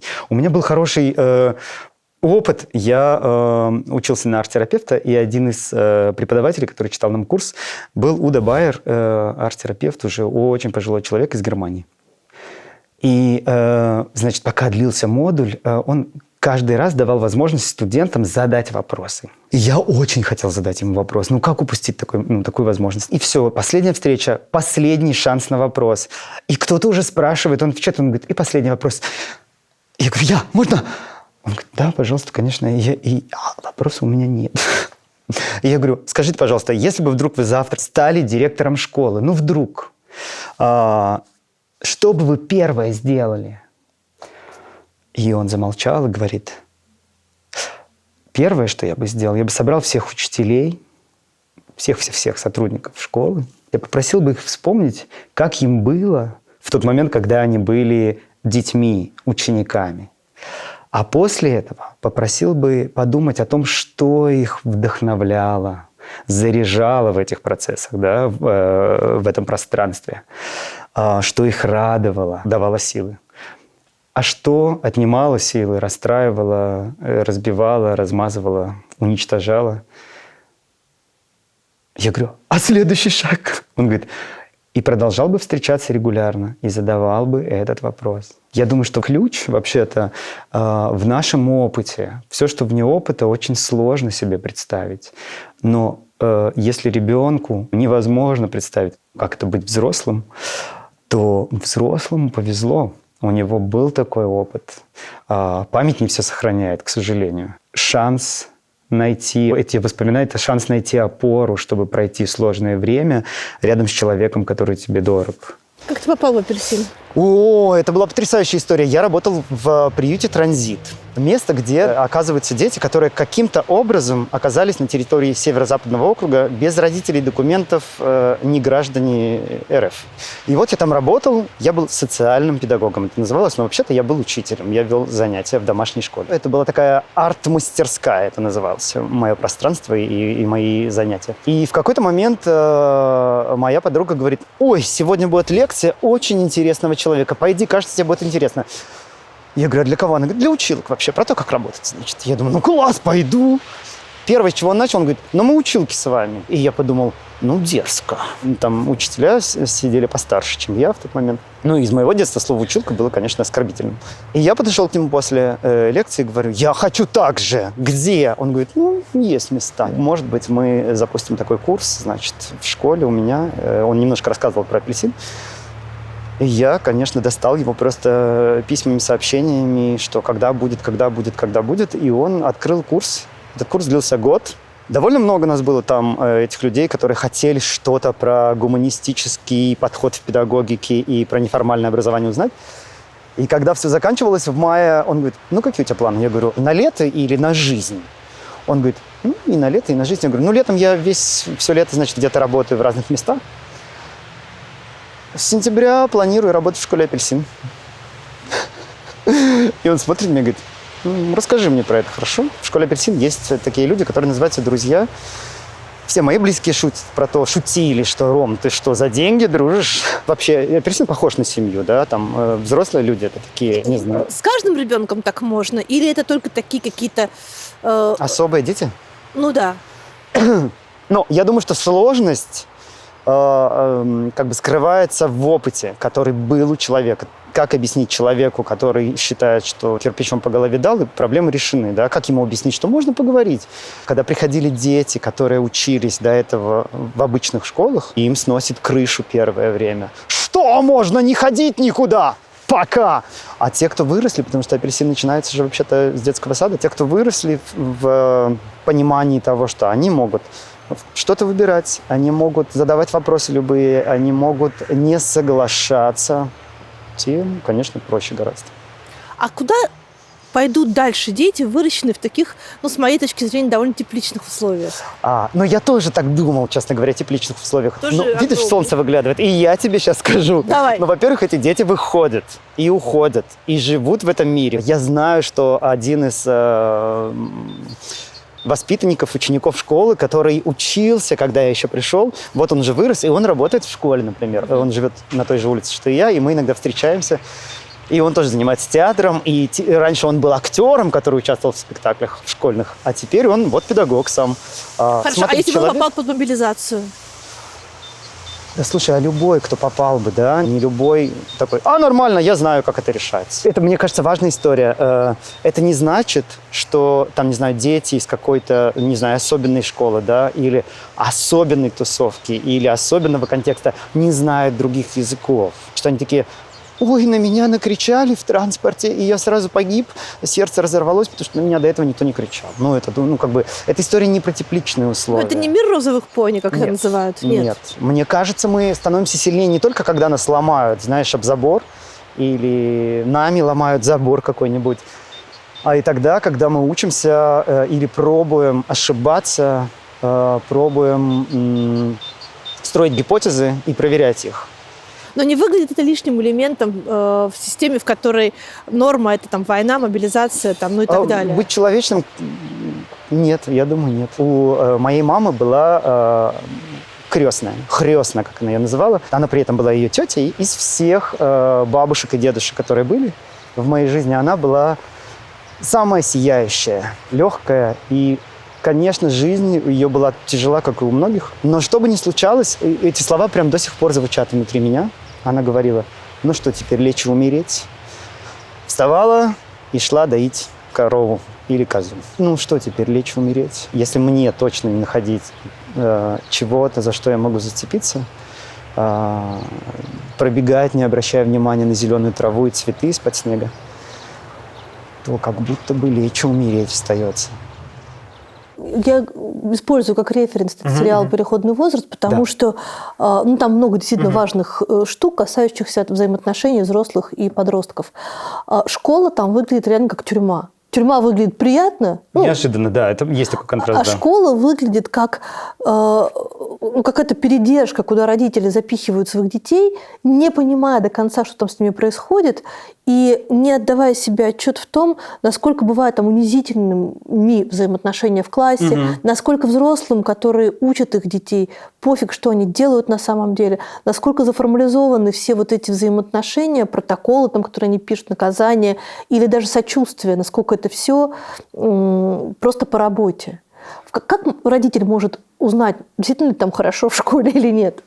Самый простой, мне кажется, путь – это слышать своего ребенка. То есть, получается, семья и вот слышать. этого пацана, они просто его не спрашивали, как тебе в школе? Может быть, они и спрашивали, что они услышали, это вопрос. Но я не удивлюсь, если не спрашивали. Кажется, на мой взгляд, в семье этого конкретного человека большие проблемы.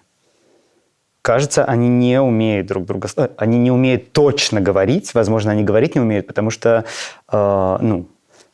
не умеют слушать. То есть, может быть, они и пробовали говорить, но так как они друг друга не слышат, это просто, как навык ушло, кажется. А почему так получилось, что дочка у них старшая, все с ней окей, а вот мальчик оказался убийцей? Одни и те же родители, один и тот же дом, город.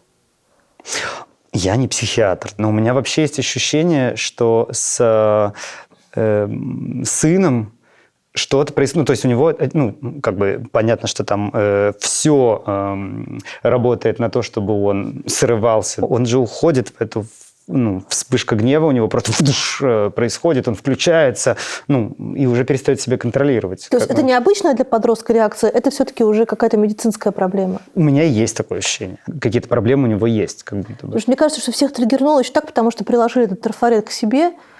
Боже, наверное, я тоже так, я там мало... Ты про родителей имеешь в виду? Да. Угу. Я мало уделяю внимания. Я там не знаю, что он делает в своей комнате. Может быть, там мы сейчас будем... Они виноваты, родители, значит, и мы виноваты. И вот это началось раскручивание того, что это родители виноваты, что парень вырос таким. А другие, которые были против, зрители, говорили, нет, вот дочка-то у них нормальная.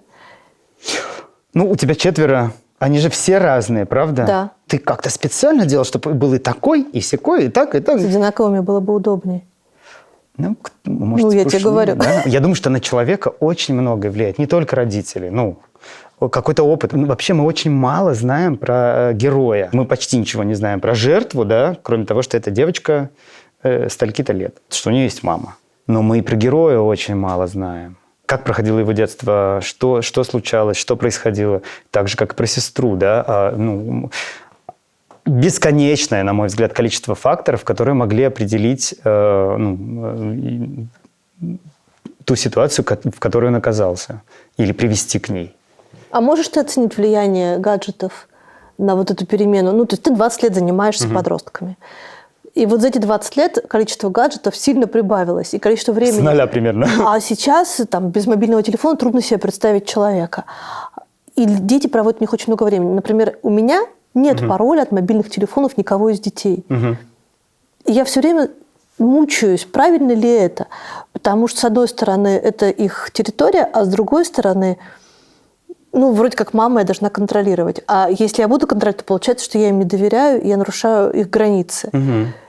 И очень большая часть зрителей сериала «Переходный возраст» говорят о том, что вот он сидел в телефоне, и поэтому все и случилось. Ты сейчас говоришь, что я вроде бы мама и должна контролировать. Я сверяюсь с собой и думаю, что когда я был ребенком, подростком уже, я вел дневник. Для меня... критически важно было, чтобы его никто не читал. Ничего, они до сих пор есть, для меня принципиально было важно, чтобы, что значит, я твой родитель, я должен. Нет, это вопрос безопасности. Вот Понимаю. у тебя есть соцсети, дай-ка я посмотрю, кто там тебе что пишет. Давай про безопасность. Извини, это я сейчас не играю в то, что так не должно быть. Но вот я думаю, когда смотрю на детей, да, что-то происходит, я думаю... они куда-то пошли, и я, веду какой-то процесс или в лагере, или где-то, или какую-то программу делаю, и думаю, сейчас как залезут на дерево, убьются, утонут в реке, еще что-нибудь. И вспоминаю себя и думаю, хорошо, что мои родители не знали, что мы творили в детстве. Мы рисковали, как только могли. Прыгали через речку, когда шел лед по ней, понимаешь, по льдинам. Куда только не забирались, чего только не творили. Это тоже часть пути. Я понимаю, почему родители так переживают, потому что они сами все то же самое творили и знают. Смотришь на своего, приходит домой, улыбается, ты его кормишь, а он только что чего только не творил. Я думаю, что очень важно доверять детям. Не знаешь, эта история не должна быть так. Так я не доверял, или не доверял, а теперь я буду доверять. Это какое-то равнодушие, как будто все, уже больше не могу, все, сами. Это тоже то, что культивируется, то, что вырастает. Не только с ребенком вырастает, а и внутри нас, да, потому что он растет рядом с нами, и мы должны учиться доверять друг другу, и должны учить их доверять миру и нам. Я уверен, что гаджеты оказывают влияние. Мир меняется, он правда другой. Мы в детстве играли, понимаешь, собрали шишки в лесу, и вот это уже и корова, и коза, и, самолет, все такое. Шалаши строили, норы копали. Теперь можно по-другому это все делать. Очевидно, это влияет на человека. Лучше или хуже, кажется, что еще нет вот таких качественных исследований. Чтобы сказать, гвоздями прибить и сказать, это так. Думаю, что нет. Ты стал хуже понимать подростков сегодняшних, чем тех, которые были 20 лет назад? Спасибо. Больной вопрос. Потому что я сам взрослею. И расстояние увеличивается между нами. И я чувствую, как оно увеличивается. Я точно уже не могу быть в каких-то ролях. Если 20 лет назад я был ведущим группы, да, и мог приходить в группу и быть с ними, то, что назвали бы в моем детстве пионер-вожатым, то теперь уже как будто бы нет. могу и делаю, но все равно я прям вижу, как они считывают как будто бы другой статус. Взрослый человек, там, дурачится, шутит, супер, но это как бы не Петя, которому 21 год. Но ты их сигнальную систему понимаешь, потому что как раз в этом сериале есть момент, который для меня, наверное, был самым важным. Когда мужик этот полицейский, сын его вызывает и говорит: пап, ты вообще там все неправильно понимаешь. Вот этот знак это эмоджи это. Это то, что меня впечатлило, да. Да, и меня это впечатлило больше всего. Такой, ё-моё, потому что я как раз все время стараюсь у них эти словечки повыспрашивать. Я тоже спрашиваю. Ну, я задаю вопросы. Понятно, что они иногда сливаются 100%, но иногда говорят. К счастью или к сожалению, их шифровки, да, недоступны мне во многом. А это нормально? Я думаю, это нормально.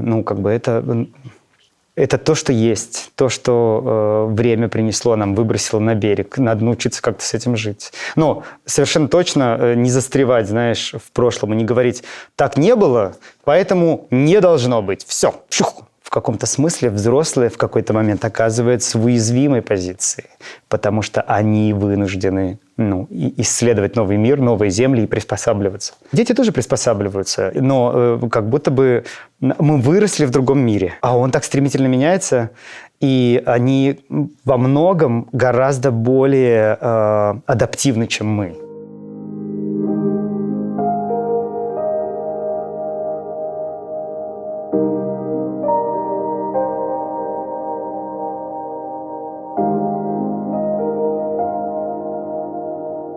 Было бы интересно узнать, какое количество человек посмотрело сериал, да, у какого процента возникли вот такие вопросы и желание дискутировать и спорить, и в каком статусе эти люди, кто они. То есть есть ощущение, что буря в стакане воды, По правде говоря, да. Я уверен, что это так. То есть, скажем, у родителей чуваков, с которыми ты ставишь спектакль в Архангельской области, таких проблем точно не возникает? Возникает. Они сидят в тюрьме некоторые сидят за убийство. Я имею в виду проблем пообсуждать вот это. Это? Я уверен, что нет. Простите меня, все родители. А это неплохо, не хорошо, это как есть. В смысле, что я думаю, что не у такого большого количества людей возникает это желание. Важно ли это? Конечно, да. Раз кто-то обсуждает, значит, вопрос находит отклик, да, там. Людям важно высказаться, потому что для кого-то важно услышать и поспорить, или согласиться. Дорогие друзья, вот перед вами карточки. Я прошу вас на них взглянуть, просматривать, прочитать и выбрать одну из, которая описывает сегодняшний день, сегодняшний наш день в колонии. Для меня этот день был важный не сколько тем, что происходило внутри, в самом процессе нашего взаимодействия, а то, какие мысли он оставил после. И то, как мы с этим можем работать. Половина выйдет в реальный мир, и подростки будут к нему не подготовлены, а половина ведь вернется обратно, потому что для них такие проще, как говорил Ваня, что действительно система-то такая довольно понятная, что все делают за тебя, принимают решения за тебя, и кому-то в этом ок. Для меня самое сложное было сегодня вовлекать выпадающих и сидящих. Что в зале ПВР, что на улице. На улице я особенно не бегала, и меня немножко, как-то так наблюдала, я за этой компанией. Ребята, они самыми первыми пошли на контакт. То есть, опять же, показывают то, что мы им интересны, и то, что они хотят с нами работать. Потом, когда вот мы с Настей сидели, работали уже в кружке между ребятами, то, что они тоже с нами так делились, то, что как мы вообще, был лагерь в прошлом году, что им нравится, что им не нравится. До того, как мы ехали в ВВК, у меня, конечно, было в теле очень сильное напряжение. Я не знал, чего ожидать, потому что есть там очень много разных стереотипов. И, мы приехали туда, и вот с первого разговора уже вот в этом вот домике у меня, не знаю, мне стало как-то нежно, потому что начинают раскрываться, когда мы в кругу ребят стали обсуждать вот эти все вопросы наши заготовленные, и слева от меня сидел просто очаровательный парнишка.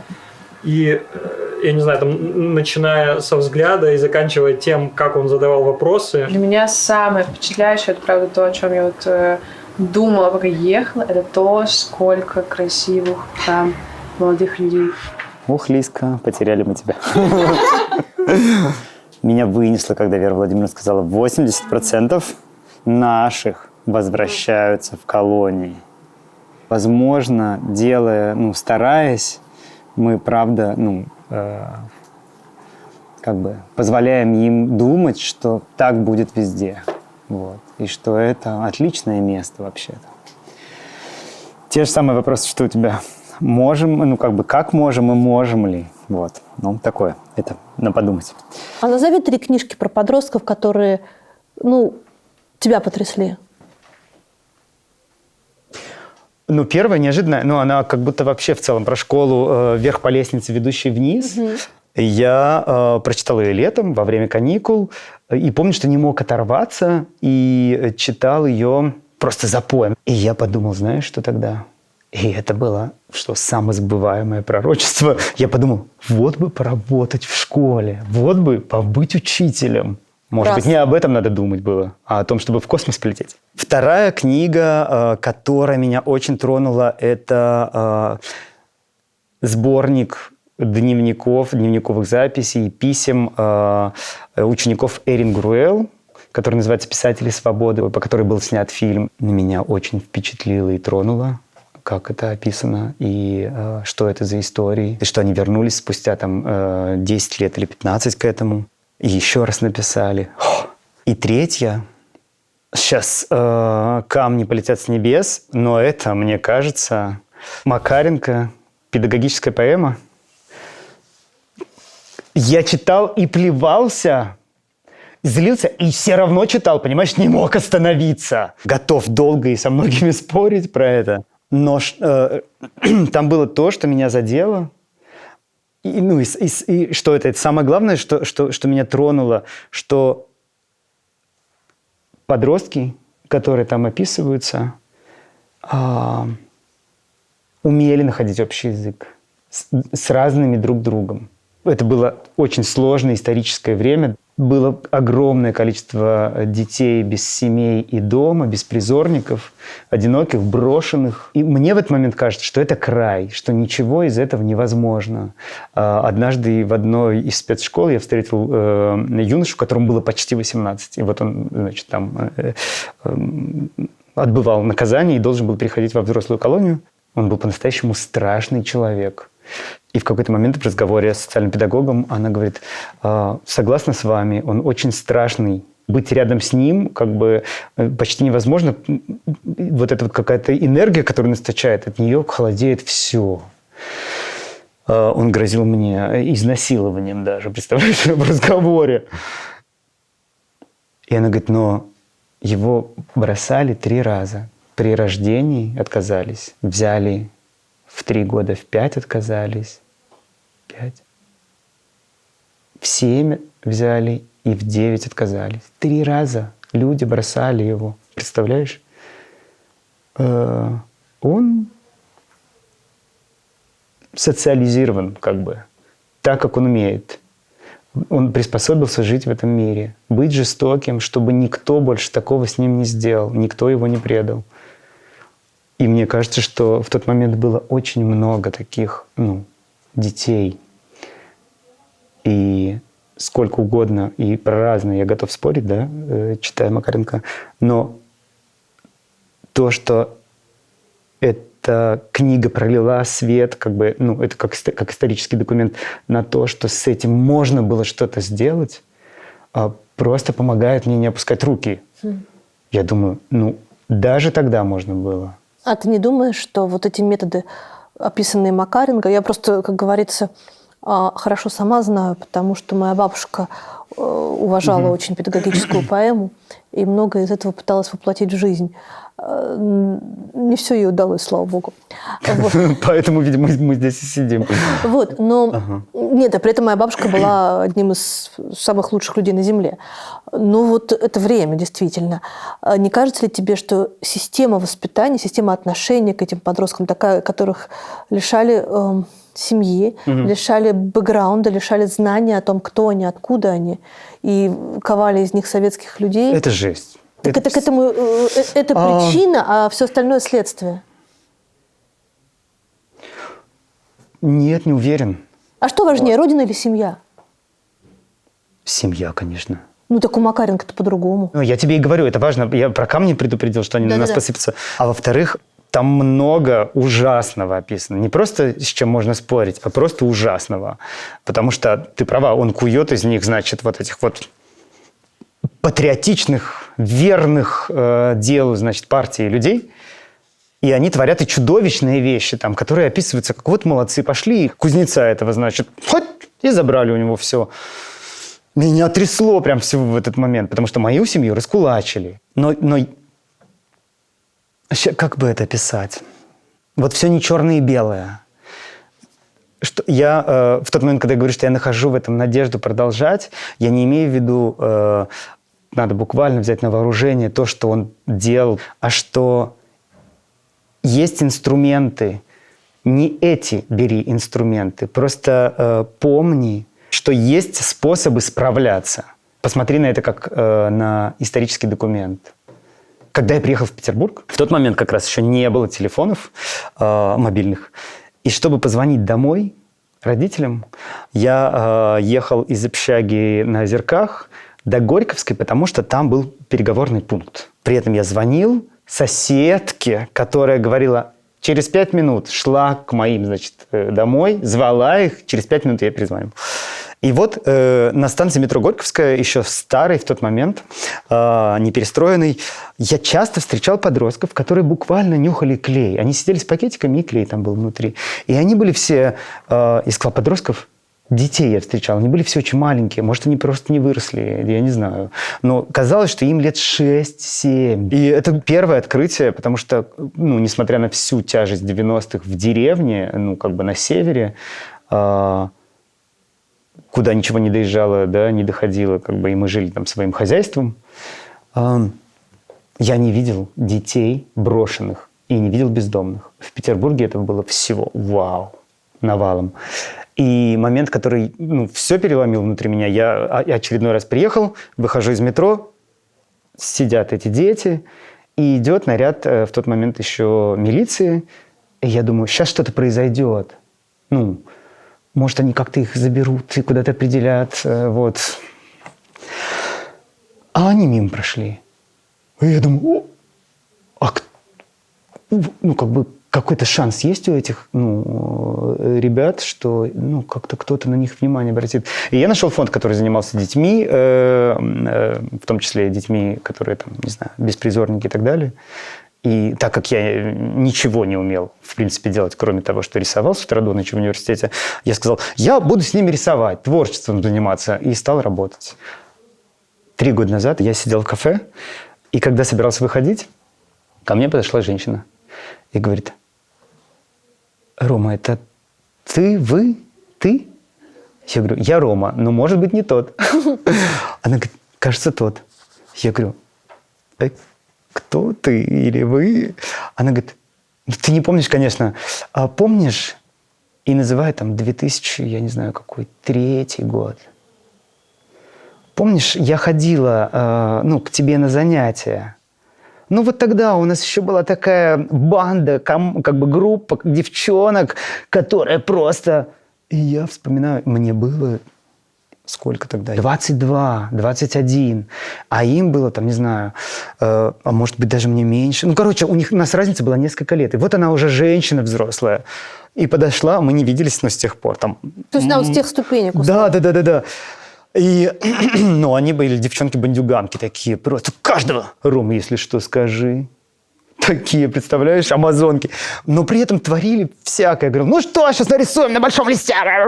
И они приходили, иногда приходили просто посидеть и поболтать, ничего не хотели делать. Мне было комфортно с этим. Я как бы еще, ну, мало знал вообще про этот мир. Вот. И она говорит, я так благодарна тебе, что мы встретились. Я говорю, за что? Она говорит, теперь каждый раз, когда случается какая-то сложная ситуация, я думаю, а как бы Рома поступил? Я ничего не делал в тот момент, понимаешь? Ну, я там, не знаю, не спасал их в горах, не вытаскивал из, не знаю, со дна океана. Я просто приходил и вел занятия. Просто слушал и просто был рядом. Я говорю, вау. Она говорит, да, правда. Ну, я кем только не побыла. И риэлтором, и домохозяйкой, и в магазине работала, и свой открывала, закрыла. Я говорю, ну ты крутая. Она говорит, а сейчас я знаешь, что делаю? Я тортики пеку. Я говорю, ну класс. Как я тебе помогаю в тортик? Она говорит, ты что? Это самое главное. Иногда сделают какой-нибудь заказ. И я сижу, значит, обмозговываю. И думаю, о, с какой бы стороны на это Рома посмотрел? Я очень рад, что кому-то я помогаю печь тортики. Ну, в смысле, не я, а наш опыт. Какое самое счастливое воспоминание твоего детства? Я был подростком уже.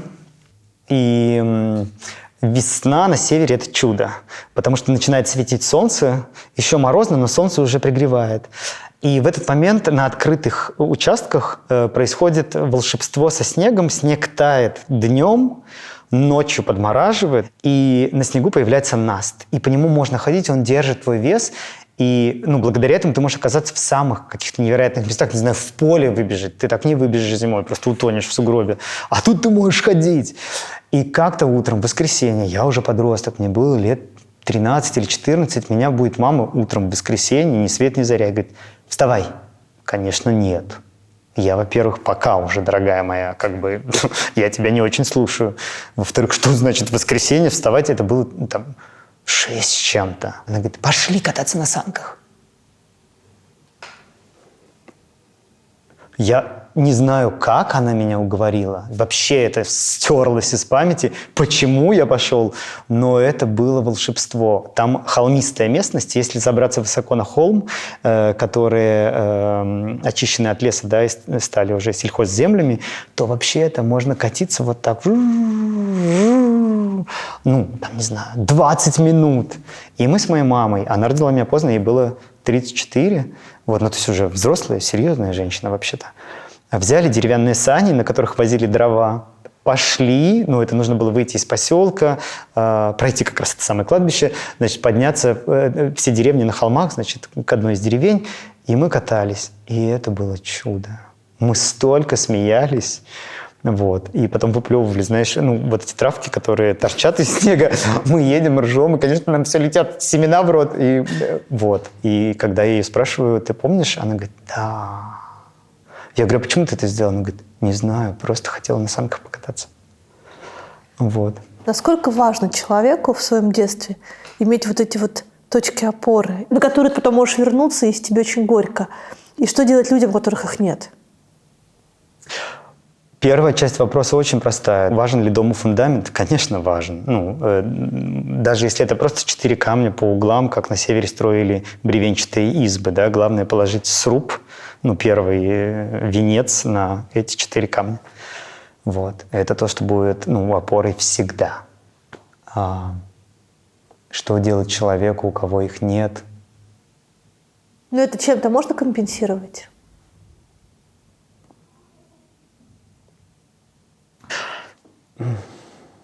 Я думаю, что случаи бывают разные, и мне кажется, что есть и такое, когда ничем невозможно компенсировать. Но если бы я мог подарить, не знаю, одну суперсилу всем, то я бы хотел, чтобы мы все умели видеть то хорошее, что с нами происходит, и замечать людей, которые рядом с нами. Потому что даже если с родителями не сложилось, рядом оказываются люди, которые готовы поддержать, которые готовы быть опорой не потому, что они святые, а потому что у них наверняка в жизни было что-то такое, что позволило им устоять.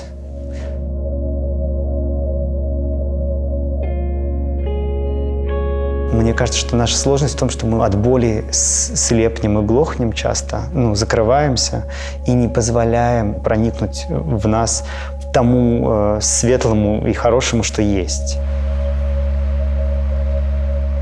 Сейчас, когда за последние 3 года из того Петербурга, в котором ты, в общем, пообвыкся, уехало такое количество людей, которые составляли, наверное, всю эту инфраструктуру от школы «Апельсин», которую не видно через елки, до Упсала цирка и много чего другого, что составляло эту совершенно необычную и очень независимую от разных потрясений среду.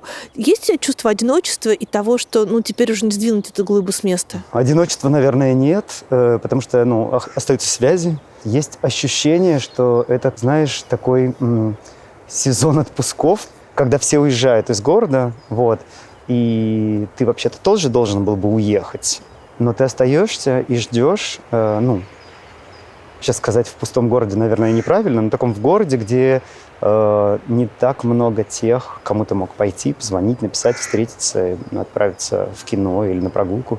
Такое ощущение затяжного вот этого периода пустоты. А как ты для себя принимал решение, уехать или остаться? Хотел сказать просто, конечно, не просто. Здесь вся моя жизнь, и то, что мне важно, и то, что мне ценно, и то, с чем я работал там больше 20 лет, оно здесь. Это такое первое. И второе, и такое трепещущее, это то, что моя мама, к счастью, она еще жива, она живет там, в этой самой Архангельской области. И, будучи здесь, я имею возможность хотя бы приехать к ней, да, или уговорить ее приехать ко мне, но она все время говорит, нет, уже, все, я посадила рассаду, значит, там у меня садик-огородик. К счастью, что она в силах и сама собой занимается, и как-то держится. Ну, в общем, страшно оставить ее, потому что это важный человек для меня. А когда ребята уезжали, все те их подопечные, которые от них зависели, как они с ними разговаривали? Хороший вопрос. Во-первых, место, которое ты назвала, продолжают работать. Кто-то уехал. Отцы или матери-основатели. Да, отцы или матери. Но в этом и чудо, мне кажется, мира, что отцы и матери уезжают или уходят, а дети остаются. Ну, ладно, теперь, значит, по-другому. Это сложная история. Это сложная история? Это какие-то такие тектонические сдвиги, в личных историях людей, да, которые не могут быть незамеченными и не могут не влиять. Скорее, для меня важно то, что это продолжается. Есть те, кто продолжают, есть те, кто подхватывают и идут вперед. Я очень верю, что и отцы, и матери вернутся. Это наивная вера? Я думаю, что вся вера вообще наивная. Она не основана ни на чем, кроме какого-то внутреннего света. Она же вообще-то не существует. Ее нельзя пощупать, ее нельзя померить. К ней нельзя прикоснуться. Это что-то, как дыхание, живет внутри тебя, и все. Конечно, она наивная.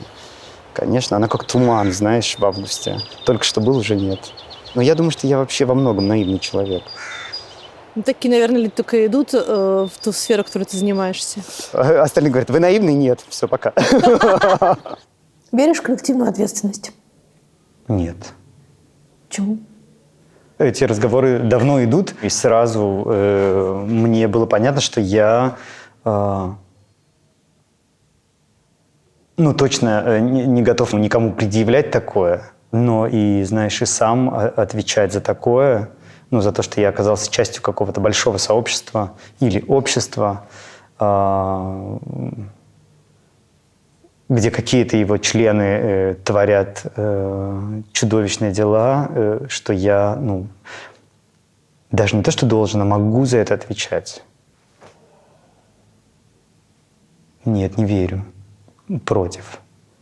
Но это очень важный момент, да, когда ты выбираешь, это то, что определяет со стороны, да, почему вы не протестуете. А риск того, что ты протестуешь и сядешь, и никогда больше никому не поможешь, несопоставим с шансом этим протестом чего-то добиться. И в итоге получается, что ты сдаешься.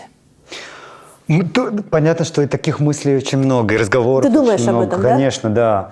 Но вот что важно, ты сейчас заговорил про спасти. Это тоже такая важная история. Мне кажется, что мы очень легко скатываемся в тему спасения, когда говорим о благотворительности или социальных проектах. Мне очень помогла больничная клоунада. Понятно, что больничные клоуны ходят не только на гинекологическое отделение, где, к счастью, дети полежат 2 недели и выйдут, а в основном это работа с онкологическими пациентами. С онкологическими пациентами или с пациентами, которые долгое время проводят в больницах, потому что у них там, не знаю, ортопедические какие-то сложности. Когда нас учили, и мы готовились к выходам, это был длительный процесс, и вот уже, значит, время, выходить в больницу, наш педагог сказал, я должен вас сейчас предупредить. И это вас, наверное, расстроит. Но я предлагаю вам подумать про это и справиться как-то с этим. Волшебной таблетки нет. И вы никого не спасете. Это так. От того, что вы наденете красный нос, человек не исцелится. Поживите с этим, а через неделю у нас первый выход. По правде говоря, это для меня было как обухом по голове. Что, я не знаю про это? Конечно, знаю. Но когда вот так вдруг это прозвучало, знаешь, мы там, на азарте таком, на кураже, уже готовые. Вот, сейчас мы... А потом я подумал, вот это правда так. И с чем мне сейчас бороться? Это правда так. Таблетки нет и не будет. Я, Катя, не хочу никого спасать. Вот. И все, что я делаю, вообще-то, делается из чистого эгоизма. Мне ужасно интересно переводить с языка на язык и проверять себе, справлюсь я или нет. И еще я верю, что общество меняется. Меняется? Да, я вижу это по молодым взрослым.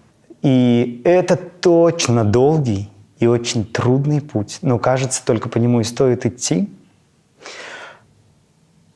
И все, что я делаю, вообще-то задел для меня самого, потому что я очень хочу жить в мире, где безопасно и по-человечески. И это мой способ этого достигать. Жизни на это не хватит, и много жизней на это не хватит. Это очень долгий-долгий путь, и я отдаю себе в этом отчет. Но это то, что я могу делать. И тот способ, которым я могу менять мир.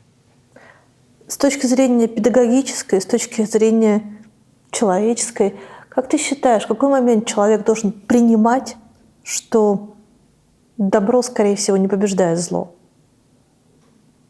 Просто тебе нужно жить в этом мире. Хорошо бы про это понимать с самого начала. Ну, в смысле, не понимать, да, там, что, что все тщетно, а что бывает по-разному. И есть как минимум два пути. Лечь, умереть, и что? Пойти доить корову. Что такое счастье?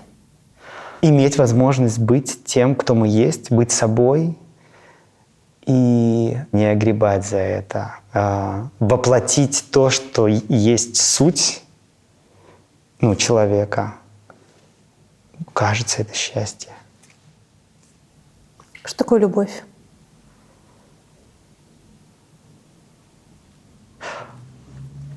Любовь — это готовность принимать без осуждения. Принимать людей разными. Такими, со всеми частями, которые есть в них, со всеми гранями, которые есть. Тяжело тебе это дается?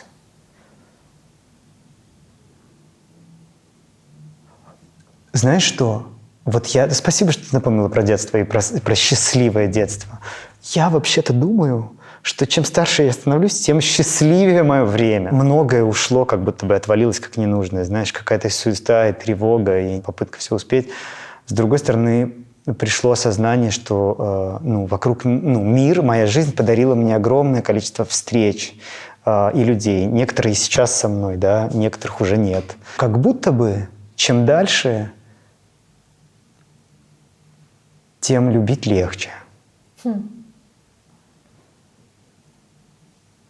Нелегко, а легче. Это все равно бывает непросто. И мне повезло с учителями. И, эти учителя иногда говорили просто одну фразу. Я говорю, как быть, как быть? Она посмотрела на меня и говорит, Ром, что, держись за сердце и верь. И это стало для меня точно мантрой, когда я работаю в тяжелых каких-то условиях. Могу ли я изменить мир? Нет! Могу ли я кого-то спасти? Нет, нет волшебной таблетки. Могу ли я попробовать услышать? Да. Выбери, пожалуйста, милосердие или справедливость. Точно милосердие. Свобода или стабильность? Точно свобода. Правда или безопасность? Правда. Родина или истина? Истина. Что будет дальше?